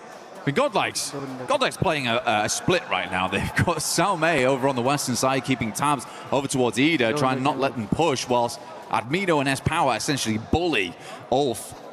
Ketch is going to try and crawl over towards them as Wynn makes this swing. What's over the moment, S-Power and Admino just not giving up though. They're going to send in good shots from Eren, tries to take down Wynn quickly, but Godlike's in through the back line. 1 player left alive here. Scarface tries to hold it down, but cannot keep the hope alive here for Ulf as S-Power takes advantage of the momentary distraction. And that's just with 2 players here. Now they look to take it to task versus Ida. It is Godlike, Ida. A 3 versus 3, nades forward, it's good. Straight to the vehicle, opens up the boot, looks for more. They thought they found the weakness. The isolated off-angle play from Salme. They run him down with the vehicles, but he blows away the first line of defense with a nade and leaves them in dire straits now. 2v3, trying to pull back while still fighting. Last bit of offensive utility thrown out by Salme. He's got to get his head down. Off-angle split between the 2 Ida players. S-Power from range, putting shots on target. Darkin waiting for the peak. Throws the nade over. Could be good to at least force S-Power back out into the open. Good damage over towards S-Power there, like you say. Doesn't force him out though. He just holds his ground. Nade bounces off the rooftop, but Salme's not bothered. Darkin now swinging side to side, just about gets to cover, but not before S-Power hits the shot. Now just Rita all alone. The rest of Godlike pushing down into him. The terrifying trio of Godlike being fired up. The ferocious crowd here in France giving them their energy. Chant after chant, screaming the name Godlike, but can they do the arena proud as Rita makes a move? Bullets on target, gonna hit the deck. He's low, he's trapped, and Godlike know that they are inches away from grabbing the chicken dinner. Salme with the elevated peak, they're looking for the shots. Rita, gotta make the move. Peeks back up, fires the warnings over. That's one knocked as Rita looks to hold on. Can he somehow clutch this? No! Cut short in the final moment as Godlike find it. S-Power right at the end. Look dire, look bad, but he brought it back into full, clear picture. Godlike grabbed themselves a chicken here. They've been getting closer and closer to that meal, and it's here right at the end of the day. And if you're fortunate enough to be here at EWC 26 for PMWC, you'll hear that organization's name echoing through the hall as the fans cheer on their squad. That chicken dinner locked in.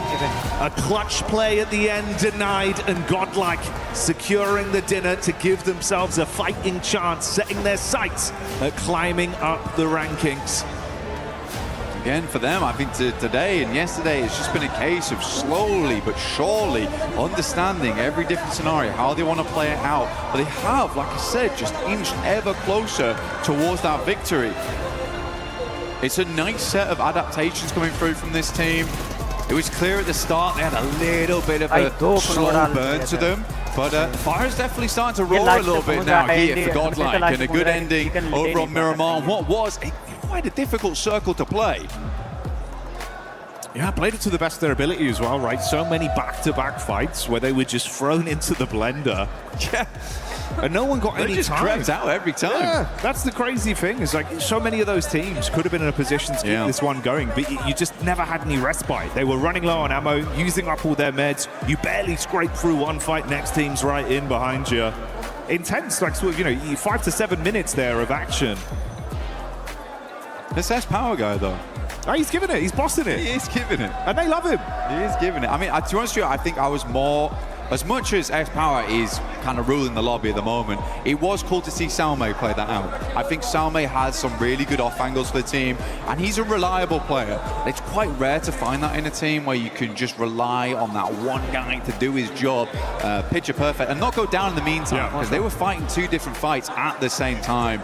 Mate, yeah, well done. That's the difference of it as well, right? That off-angle setup, when they crunched in with the vehicles, they've seen that as like, oh, this is a weaker knee. If we get that one pick here, we can actually try and steamroll and play off the back of this. The fact that he didn't panic, didn't overstep, cooks the nade, gets it off, and buys the team time to win that one. Incredible play from Salme. Big chicken dinner, but so much more to come. We'll see you in a sec.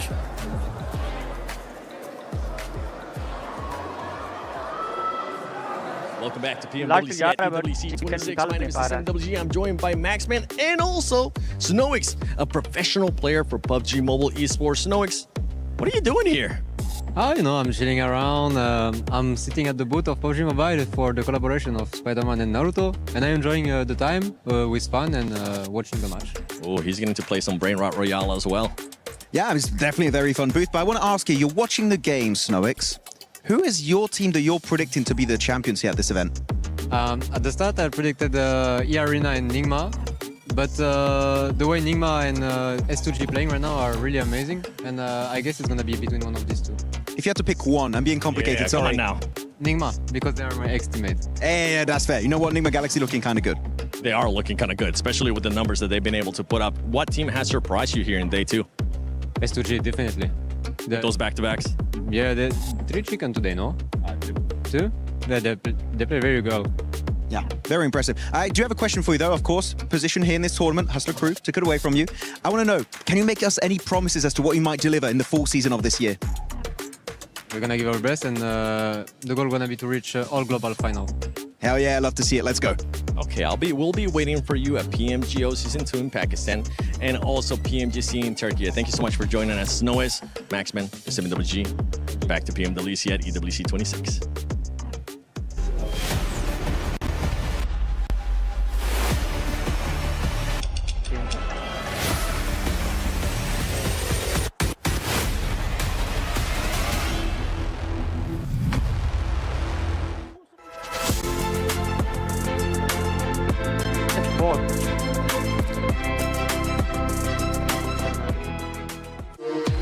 We were there for every click, every clutch, every respawn. We were there for the years of grind, and we're here now. The proud founding partner of EWC, powering the biggest event in gaming, shoulder to shoulder with the world's best, making history. Greatness deserves a stage. Lenovo Legion, reach your impossible.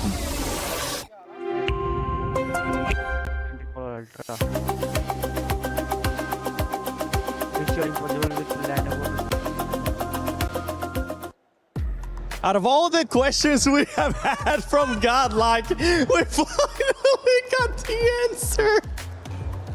I'm sorry. That was, yo, props for running. You know, props for running. But for the rotation of many teams in this tournament, actually. That was quite good. Just reenacting what happened in the game. It was really scary late. Towards the end there, super scary from Godlike.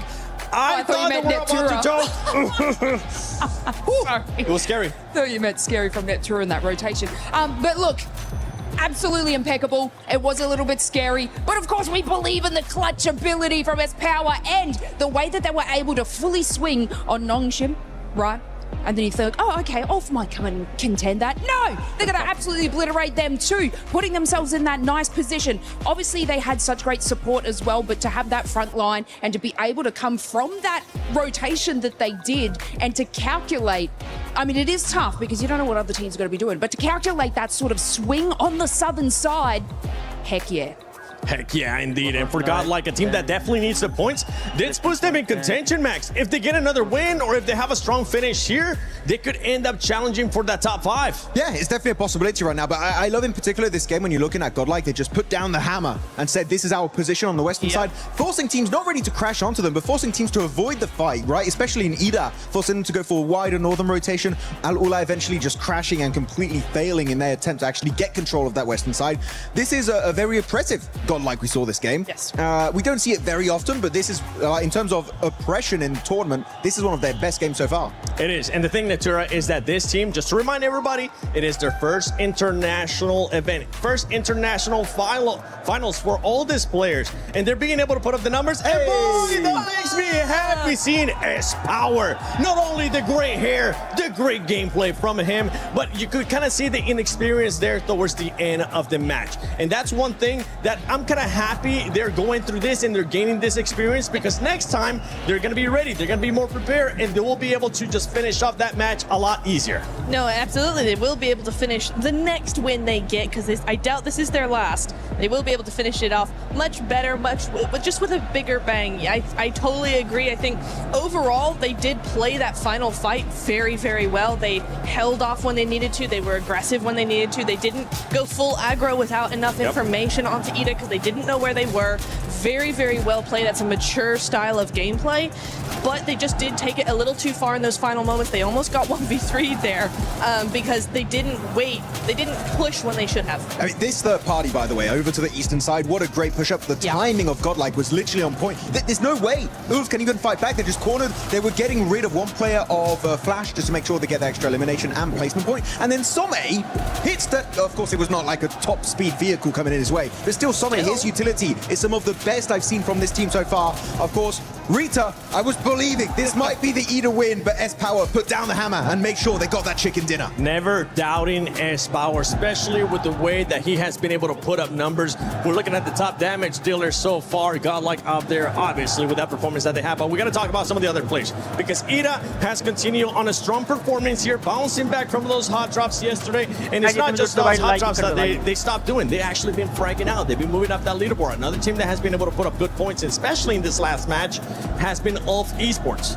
Yeah, Ulf actually, really good fight they had on the side of Jiamba. At one point, they were getting a little bit involved on a third-party distance, a bit of a distance away, and then getting rid of Flash. Good stuff overall from Ulf. I feel like they're still not on the level I would be expecting from them, right? Because Ulf is a team that I know has the potential to be a global champion, right? We've seen it back PMGC second place, PMGO Season 1 second place. They have that potential. They're not delivering on that initial promise, but Ulf is a team that I know they're going to be willing to iterate and make changes if needed. But yeah, right now, a bit shaky. Bit shaky. Another team that has been shaky and has been very, very shaky is Furia. Because Furia LA's, they started off strong. But if we look at Furia's past 4 performances, it has been 0 eliminations, 0 eliminations, 0 eliminations, and 2 eliminations. Not what we were expecting here out of Furia. What was that? Sorry, again, 7? 0 eliminations, 0 eliminations, 0 eliminations, and 2 eliminations. Oh, they got back in the car, didn't they? Yeah. Oh, no. That's your fault. You gave them the license. Yeah, I gave them the license, but I'm SMA revoking place. it for the second time. No, look, it just becomes this sort of point. Like, they are a team that, yes, capitalize on eliminations, but it does get to them on these longer stages, on these longer types of tournaments, because their play style is just getting completely shut down now that everyone is forcing and playing those placement points. So they do need to sort of adapt and move back into what I want to say yesterday, they were doing yesterday, where they were actually prioritizing placement. What I did like from them on this map particularly, they did get into that place, rotation a lot earlier than they traditionally do, but it fell incredibly short because they are tunnel visioning on trying to get those eliminations. So it's like it's a hit and miss for Furia, but like once they get that ball rolling with the elims, they're making the plays. Yeah, they want those positions, but if they're standing still, getting caught out, they just pull their pants down. Well, if they want to be challenging for that first place, you don't want to be caught with your pants down. You don't want to be caught doing those drive-bys that you've been doing, Furia. You want to see what you were able to do earlier in the day as well, which was getting those chicken dinners. But I want to take a look at the overall, because right now I want to see what the standings are going to be looking at. As we head into the final game, after this game, we will set the threshold for that Smash roll. Right now, Aurora Gaming with 104 points, E-Arena 98, S2G with those 95. If we bring in the Smash rule into it, and we look at previous times, this is so doable for a lot of teams. Usually we see such a tremendous gap, and then it's going to be tomorrow, every team just trying to catch up. The top team, I just got to get 10 points and win this thing. But this is actually incredibly close when we bring into that format and that rule that it can be doable all the way down to 8th. Ooh, all the way down to 8th. Okay, Yeah. You're a believer. I like the belief that you're currently showing, because for 4 Thrives esports fans, they're looking to see some kind of bounce back here. Yes, we have seen flashes of greatness, but right now in the position that there are, 30 points away, not what this team wants to be, considering that they are the reigning champions of PMGO Season 1. I mean, I believe in them enough to think that if they have a good game in this final match of today, they still have a shot tomorrow.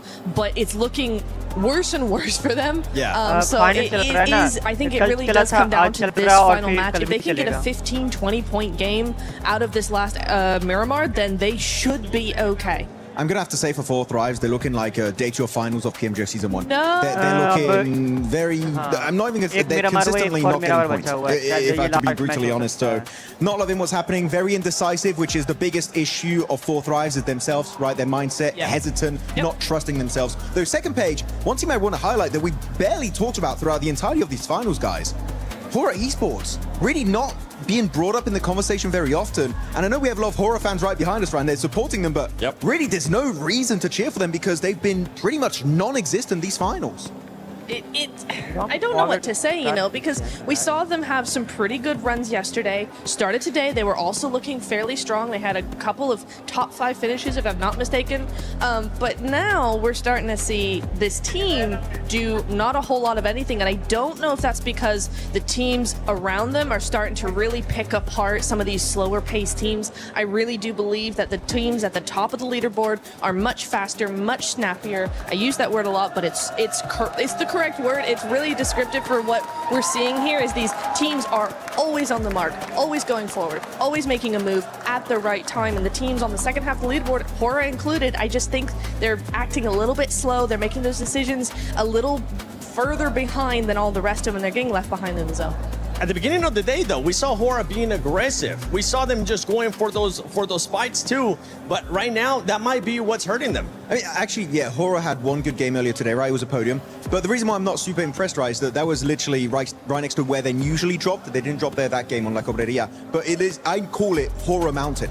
And they didn't do anything off the back of that lace. So I'm really hoping we see something on a circle that they're not used to playing, because right now it's been a nothing tournament for them. I even backed that up and I was like, oh, they've got that placement, they've got this mountain, it's easy win. Obviously, Fuma took that win in that moment. But look, yeah, it's strange and I guess confusing, because they're not doing anything remotely terrible in these final matches that should be putting them here. It's more or less like you're saying that all these other teams are just, we're calculating that. Yep. We're going to do a little bit better. So it's like they could have one game to pick this up, though. I do believe, obviously, it's their last game today, guys. I keep thinking in the future, though, I'm like, yeah, games tomorrow, but there is still that opportunity. Like I'm saying, this leaderboard is so close that these major games can turn it around. We've seen it. Aurora did it. Now they're on top. You know, it's truly possible. If there was any other team right now in first place, I'd be like, yeah, there's a high chance that we'll play those 6 matches. But right now, with Aurora being in first place, we know what they've been capable of. They've been looking great, honestly. It's a team that's been looking really good, really consistent here in this PMWC at EWC 26, and they're looking to take that trophy home, because that's what Top's missing. That's what Doc's missing. Shoal already has one global championship, and Refits, he wants to win that MVP and also get that trophy home. But let's send it over to Barney, which I don't even know where he's at. Where is that, Barney over there? That is Barney over there. Ladies and gentlemen, talk to me. Okay, listen up. So now, today has been a true test of focus and endurance for all of our players. They've left it all on the Gadir City grid, but we want more. We're 7 maps deep right now in day 2, and we've got 1 more map to go. And so, earlier on today, we checked in with the fans to see how everyone was feeling, but we want to do that one more time to get everyone energized on the Gadir City grid before our final map of day 2. And so, I'm going to send it over to Luti. Who you got over there, buddy? Oh yeah, Bonnie, I am here with my vitality suits, because we are French and we never surrender. We are believers. So ready, guys? Make some noise! Let's see how it's going. Hojux, up to you. I know who's hype after that one, baby! Godlike with the 20 points! The domination starts now! So let's make some noise! Let's go!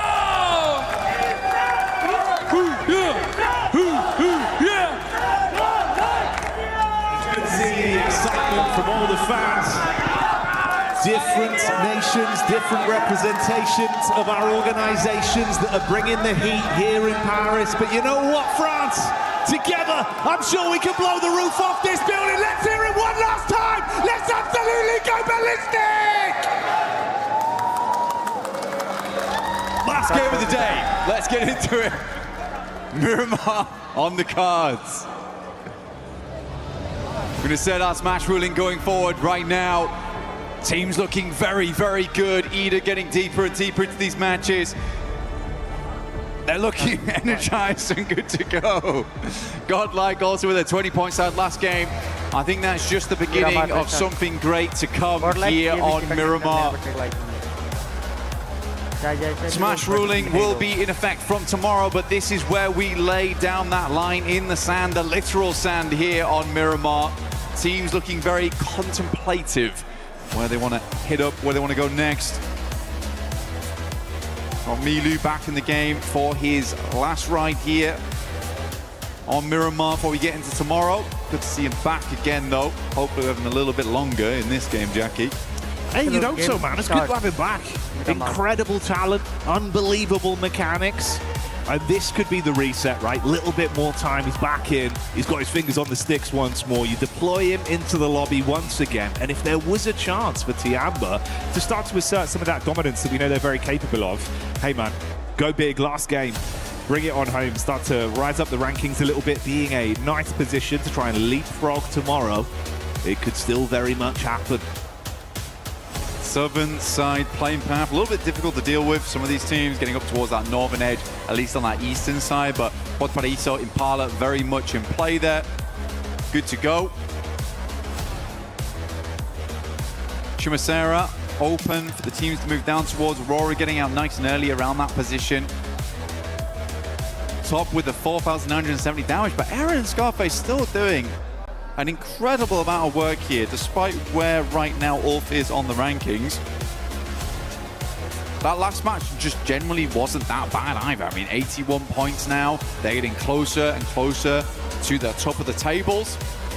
Aurora wants to pull out something very, very special on this match, though. Remember, we want to set that line higher than anyone else by a fair margin to make tomorrow's Rondo a little bit more sweaty, right? Because I think Rondo, you can earn a lot of points on that map. You can earn a lot of points on that map, and it can get you far towards that smash ruling or even beyond it. Yeah. No, it's true, bro. Like, we've had some incredible games of Rondo here at PMWC as well at EWC 26. So, if it's anything like the beginnings we had, namely, it's fitting we get E-Arena on screen, right? Record-breaking game, some big moves.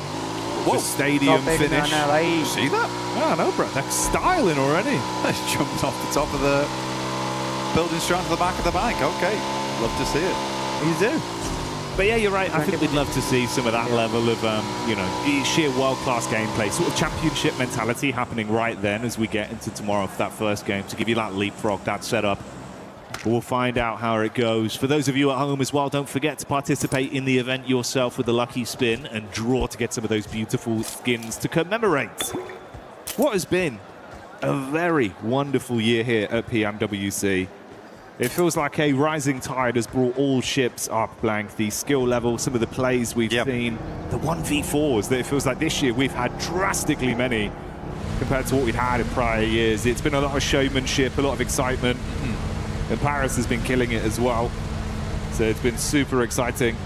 But hey, we'll dial in. We'll stick with the program for now, see what we get. If this will be a present of a final game between these sides and who's going to benefit most. We have had a lot of rising stars as well. I mean, it's quite cool to see, because I mean, you mentioned the 1v4s. It's been a while since we've really had that presence from singular players in a big way, because we moved further over towards being like, the 4-man teams have to all be consistently good together. We need 4 players that can play together very, very cohesively, but also have that star power in them. Now we're going further beyond than that, right? We're going towards galactic level gamers, likes of Milu, Kamikaze.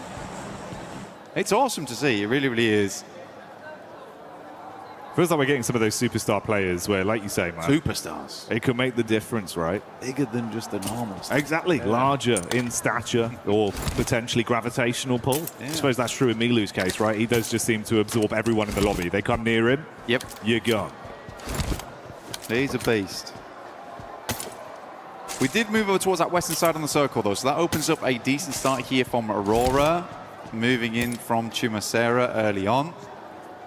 Got Picardo, positions around there, some of the trash drops, some of those compounds in play. Like, this is a very compound-heavy area of the map to start things off, like individual areas, not POIs.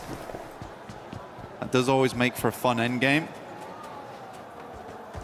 Oren via the Ma, you got Nongshim off the back of that southern plane path, dropping down towards Partona. Tizzy's already moved across, though, giving an anchor point for the rest of the team to move in towards. Still far down towards the south of the map, but at least gathering some information early whilst he loots up the couple of buildings. They used to be very much like RRQ stomping grounds back in the day. Way back in the day. Back in 2021, 2022. We're going back there. Kicking it old school. We're rolling back the years with some of the plays we've seen. In some ways, it's felt like that has been the case, right? Kind of a weird dynamic of the old and the new coming together to make something very tasty with the maneuvers we've seen. Hey, bike rotate. Shout out. Man's getting his exercise in. His legs will be aching. The one neuron for both of us engaged at the same time. That's unreal. Oh, dear me. Well, okay, Adrian's going to move on. Over towards Milu by the gas station. Does have a vehicle. Don't abandon him. Come on. You make him go further. It's so rude. His fires are going to be burning. No, Milu's got bigger and better things to be moving on to right now. Can't be dealing with you on your bike. Heads over towards Eagle. This is over towards east side of Impala right now. We do have OG actually rotating very closely at the moment. I think that's just a couple of players there, though. It's Aru. See a Tanky over towards Graveyard right now. So quite a wide split as Godlike just slices down the center of them through La Bandita. So they are cut off from one another for quite a little while here. It'll be quite a slow start because again, this is always funny. I mean, for an end of game circle, end of day circle, this is really casual. This is super casual. Nothing super scary to worry about with. We're not down towards that southeast side where we're playing uphill the entire time, up towards the plateau by the hay bales. It's just back to normality. Which I bet a lot of players are quite fond of. It's going to make a lot of the early game a little bit more slow, a little bit more simple in your rotates. A lot of your daisy chains are going to be easy too.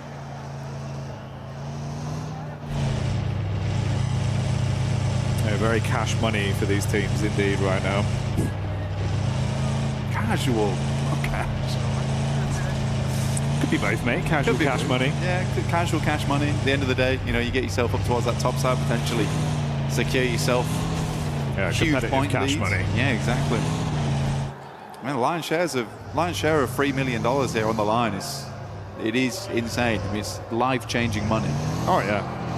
You got the bread with the cheddar in the middle, called out a money sandwich. That's what they're all fighting over. Because it is ridiculous, man. You'd be doing wonders for your fans, for your organization. Even just your family, really. It's an incredible thing to win. I mean, Yangon Galacticos, super cool following their journey. Since their win last year, I mean, they've been very much celebrated. You love to see it. And all the guys just seem so happy coming into this. And lovely to see them repping the Ancient Charm set as well. They've got their own skin in game. Wonderful experience here over at PMWC every single time, year to year. Fourth Rise very central on this one though. Just over the western side of Picardo, moved out there nice and early, but we are hitting our next circle shift, the largest one here of Miramar into Zone 2. It's going to be Ladriero though, I kind of already know it. It's not. Okay, good. I'm glad. I don't want to go there. I always find those circles really uncomfortable. Instead, we're heading over towards Power Grid. Enigma Galaxy kind of engrossed right now with Alula. Yasser, as well as Quick, a little bit slower to the plate right now as R3B and Claws get very much in the mix with them. Chasing him down. Give me another sideline, please. They're begging for an angle. Hey, Lord though, up to his old tricks. Loves the risky peaks from all the way at the top side there. Pretty effective from that position. We'll see if he gets any chances to shine. S2G and the Arena near each other as well on the drive up. Oh, hello, Darkin with a Mini 14. That's a connection over onto Falak. Yeah, Falak going down there. Bad news there for Fourth Rise. He's really the front man of the team.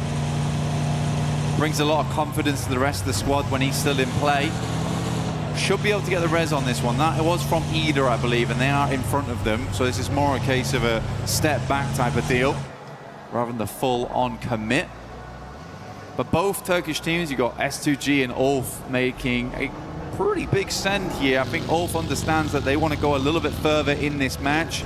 As before, 81 points, but they are taking big tags right now. Going very low. Just about stay alive in this one. Wonder if that was from S2G. There's some serious rivalry between those two teams as well. I love it. I do love it.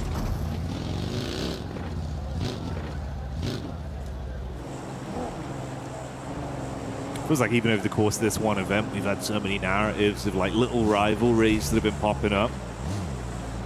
And it's given us a lot of excitement. It's made some of the fights pretty intense, not only in the actual battleground, but for the reverberations it has between the two orgs that are going head to head.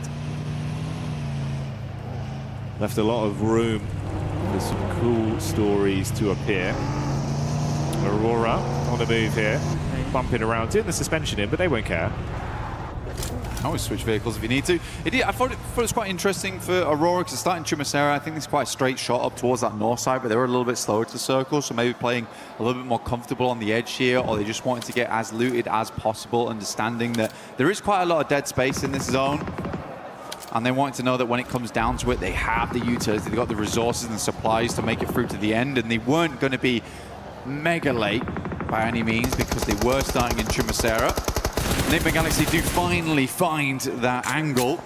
Saw them earlier all lining up to take those shots. So Lula will get one dropped. No flush just yet though.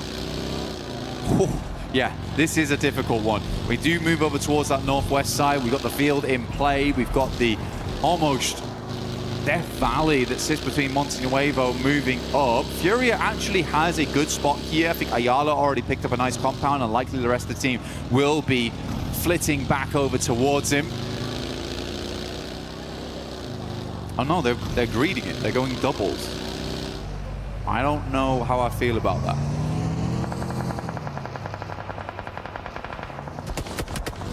Trying to make a quick getaway with Lord taking a couple shots towards the back of the vehicle there.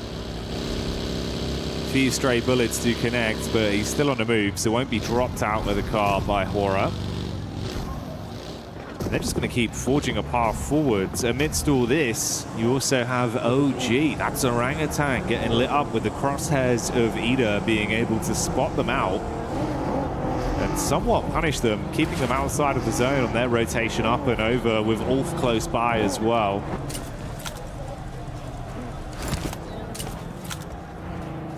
Furia right now, they're playing a 2-2 split. Yeah, I mean, they've got compound that sits over towards the western side and then one that sits a little bit further east. They do have a lot of confirmation. I wonder if they're doing this just because they knew the playing path went from west to east, so a lot of players dropped out on that eastern side because there's more playable space over there in the first place. So they're assuming that there is going to be a big traffic jam on that eastern side, so they can afford to go for a 2-2 split right now.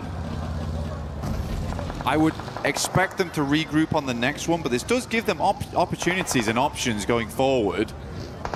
And no one's challenged them. I thought S2G might try and plummet down there, but they've stopped short over towards some of the rockier areas of the map where they can settle in. Aru, though, finding good damage over towards Aurora, our current lobby leaders. And one's already down. Doc's very low. Nade goes long. It's quite good. I thought it was going to roll over the top there. Oh dear. Oh dear me. Scarface once again. Those taps were deadly accurate too. Yeah, punishing quick jabs to the ribs there. Going to leave them bruised. Orangutan rocking up. Oh, doing the classic strap.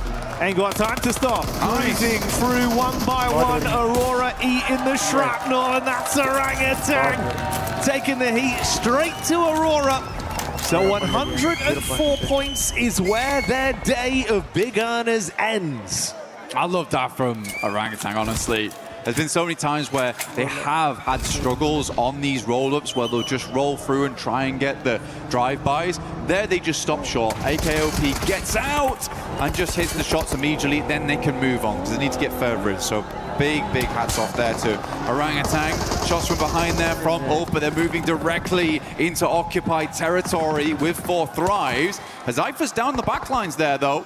No one's really safe. I think Ulf is right now just trying to profit off a lot of the teams coming in from that eastern edge. Tiamba sending it directly over towards S2G. Oh. This is a hell of a push. Nice shot from Razy though over towards 1. But T24 will shut him down. Mate, punishing reactions with DBS up close there. Blows them away and loaded slugs into that one, but here's the re-aggression. Oh, mate. Vitality on the reply. Whoa, they're going to crumble under it, so 4 Thrives keep on fighting. Amidst this as well, S2G were clashing against Tiamba, and the nade has knocked another man, leaving them with only a solo right now that's alive and kicking. And his aching, I mean, Ulf quickly moved on this mark as well. They heard the fighting, they realized that there was an opportunity to open some space in the circle on the eastern side. They left behind that fight between 4 Thrives, hearing it go on for quite a while, and they're going to be coming in late after this. OG even setting up in front of them, dropping down the barbed wire there for them to wander straight into. Tiamba, it is aching, making him move outwards.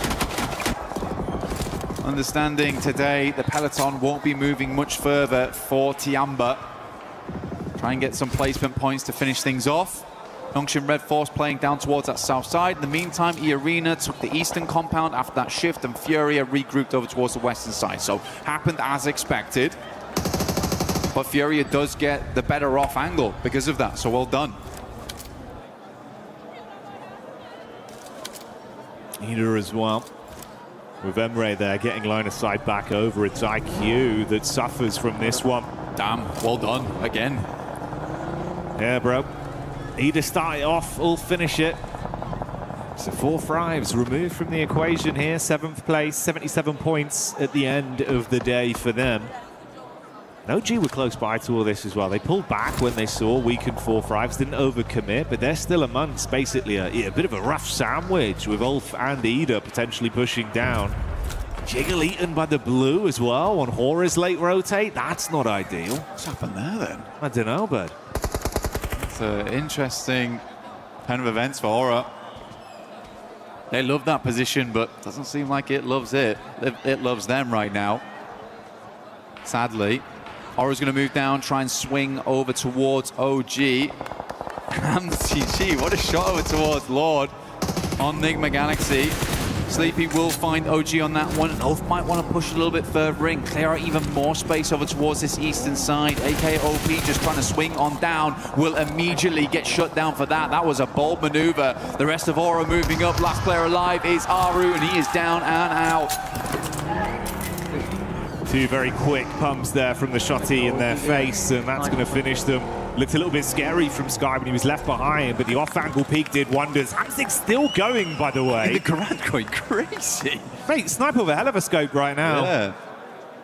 That is great stuff. Great stuff. Not what you expect to see on the last game of the day. Circle centers directly up. Very, very kind circle. But it's all this weird rocky ground towards the center here. S2G mostly having control over it. They even have Kamikaze down towards that south side, providing another point for them to move over towards. Aura looking over towards Ida right now, and Ulf still being those gatekeepers on that eastern edge.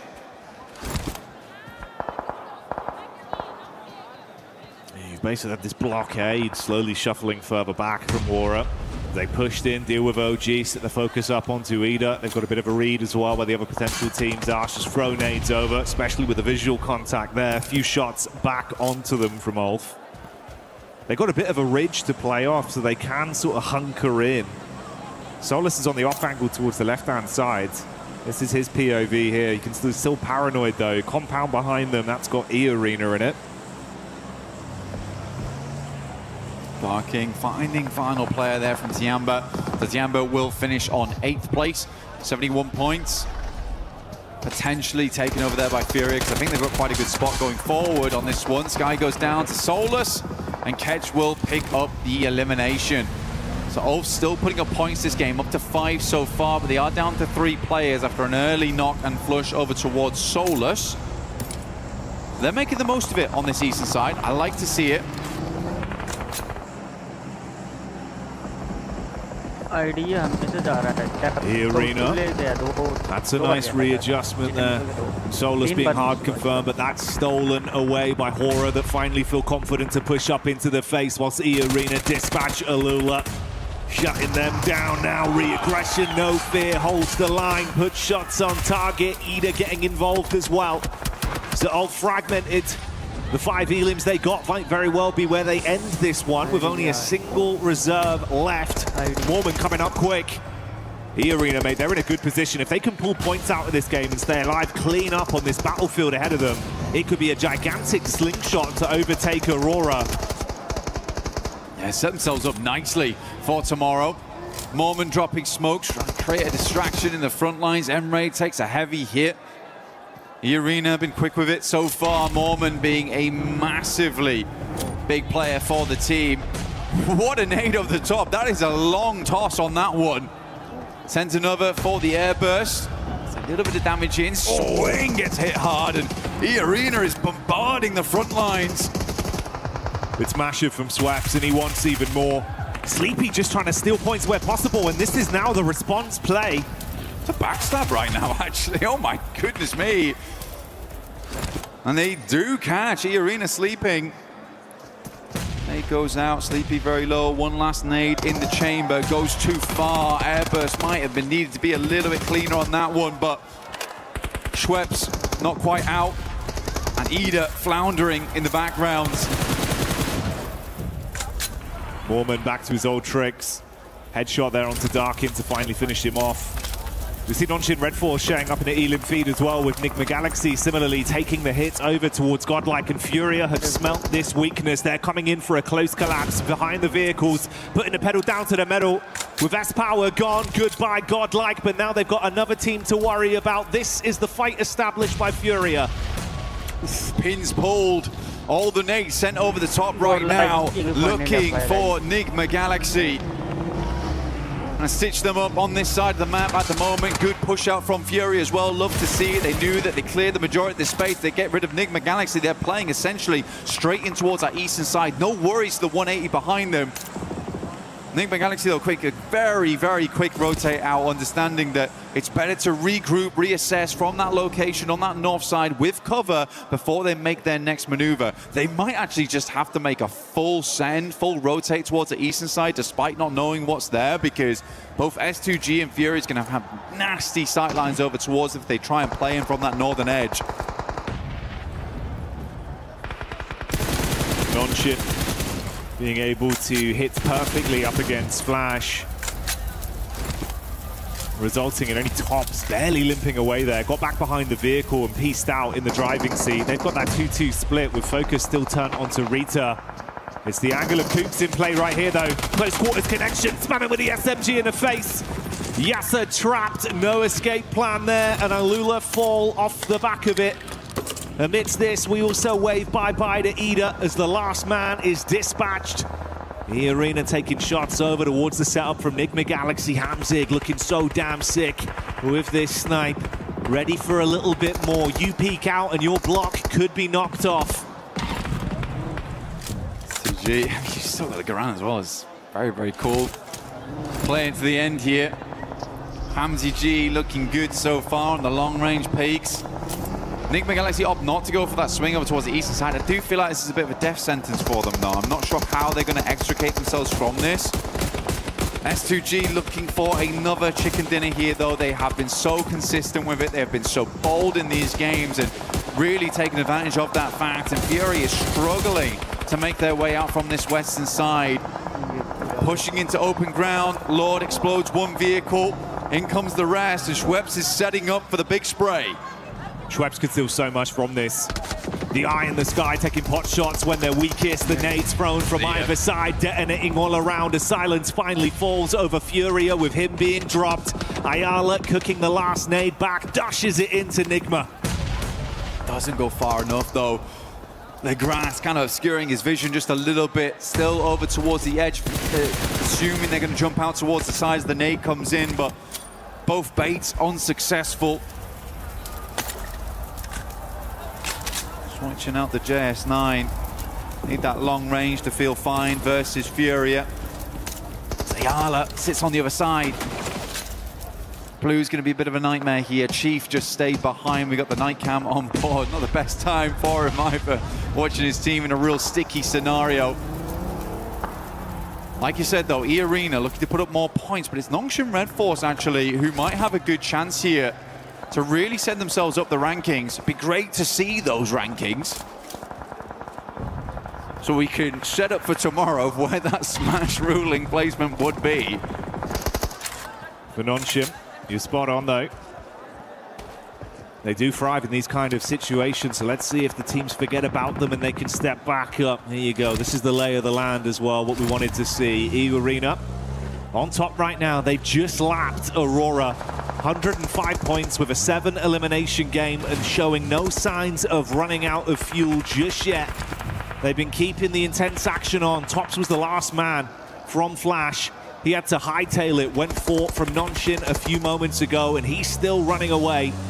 Looking for a setup center zone to stay alive for a little bit longer, but might be food fed over to S2G. stops, goes, MCG, man, what is this? This is actually insane behavior. But he's making it work. Bayonet on the front, and he is slicing and dicing through the opposition. Pure stabs to the enemy teams. Lobby getting perforated by S2G. Nongshim Red Force might have to move forward with the Kevlar in play at this rate. Damage done again. What is he doing? Shot after shot. The bolt action sending reverberations through the lobby, but now they're going to try and turn this one to an up-close and personal encounter.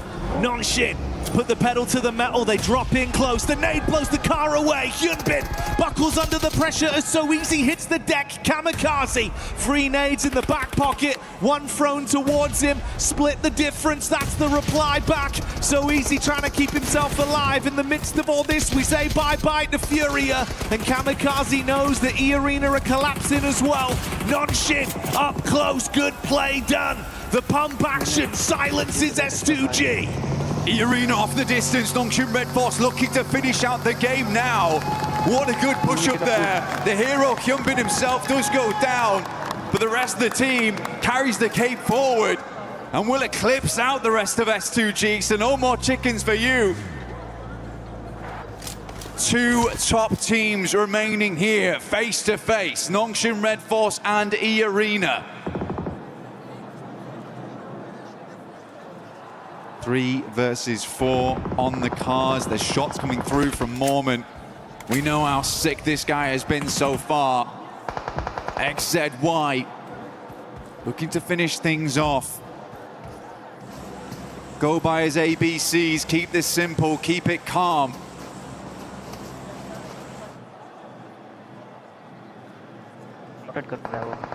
But is school in session though? Can E-Arena teach Nongshim Red Force a lesson on this one? If they can find a knock, find a pick, they could collapse off the back of it, and we know they've been so damn good in thriving in the chaos today. That could be their outlier, that could be their way to close this with a huge game. Not only take first place, but absolutely skyrocket up to a nice point barrier going into the Smash Rule tomorrow. A lot riding on this for either team. And like you touched on, that one bit of benefit is the manpower advantage for Nongshim. They can play off each other in a slower approach. E-Arena still have vehicles in play, but Nongshim Red Force, they're on foot right now. Feel the sand between the toes, but it looks rougher right now for E-Arena. Smoke's been sent out, and a big old lineup here from Nongshim Red Force. Still using Tizzy as well as Hyunbin, playing off one another on this little ridge line. Buggy towards the center. Joker pulls out the initial nade. Wait for an opportunity to use it. So easy. Mashed by the smoke, gets up towards the hardcover first. Hyunbin, always the first to charge. Crowbar in hand. Can he smash his way through the defense? No! Mormon asking them to feed him more as he just wants opportunities to show how good he is. The nade is primed. Nongshim lose their edge down to a 3v3, and the nades keep landing on top of their heads. So Easy on the wrap back around. He's going for the off-angle adjustment. Hyunbin crawling in to try and be saved. XZY committing to the medic play, but Schweppes an off-angle reposition. The nade barely bounces over. Chip damage done. So Easy behind the tree. They did get the res off. Hyunbin's back up again. E-Arena wasn't able to push forward because the backline support coming through from Nongshim Red Force. Mormon round the side. Molotov prevents the push, but So Easy sidesteps it. Gets into this one. Hot beat on the card. S12K goes crazy. He's firing off shots, but these aren't warnings. It's him coming in to show how much damage he can do. So Easy wants to live up to his name as the punishing play arrives. And it's Nongshim Red Force with the chicken dinner. Showing some force right at the end of the day, and they do force themselves past everyone else on the leaderboard. This will be a nice points barrier going into tomorrow. Nongshim Red Force. Hyunbin has been amazing so far. That aggression that the rest of the team can follow up on is absolutely contagious. Yes, he goes down, but what a follow-up from his team today, right at these finishing moments. And a long day, to say the least. In a moment of panic, a team that's proved that communication and teamwork has been what's put them in the conversation with championship mentality is what will get them over the line. They dig their heels in deep, they play off each other, save their mate, and then show us that aggression that we know they have inside them. Unsheath the sword blank and chop straight through E-Arena, standing strong in that gladiatorial combat for the final chicken dinner of the day. And this was a crazy finish from So Easy. Just did not stop moving. Essentially charged top of that rich side and just shut E-Arena down. What a wonderful play there to finish things off. I mean,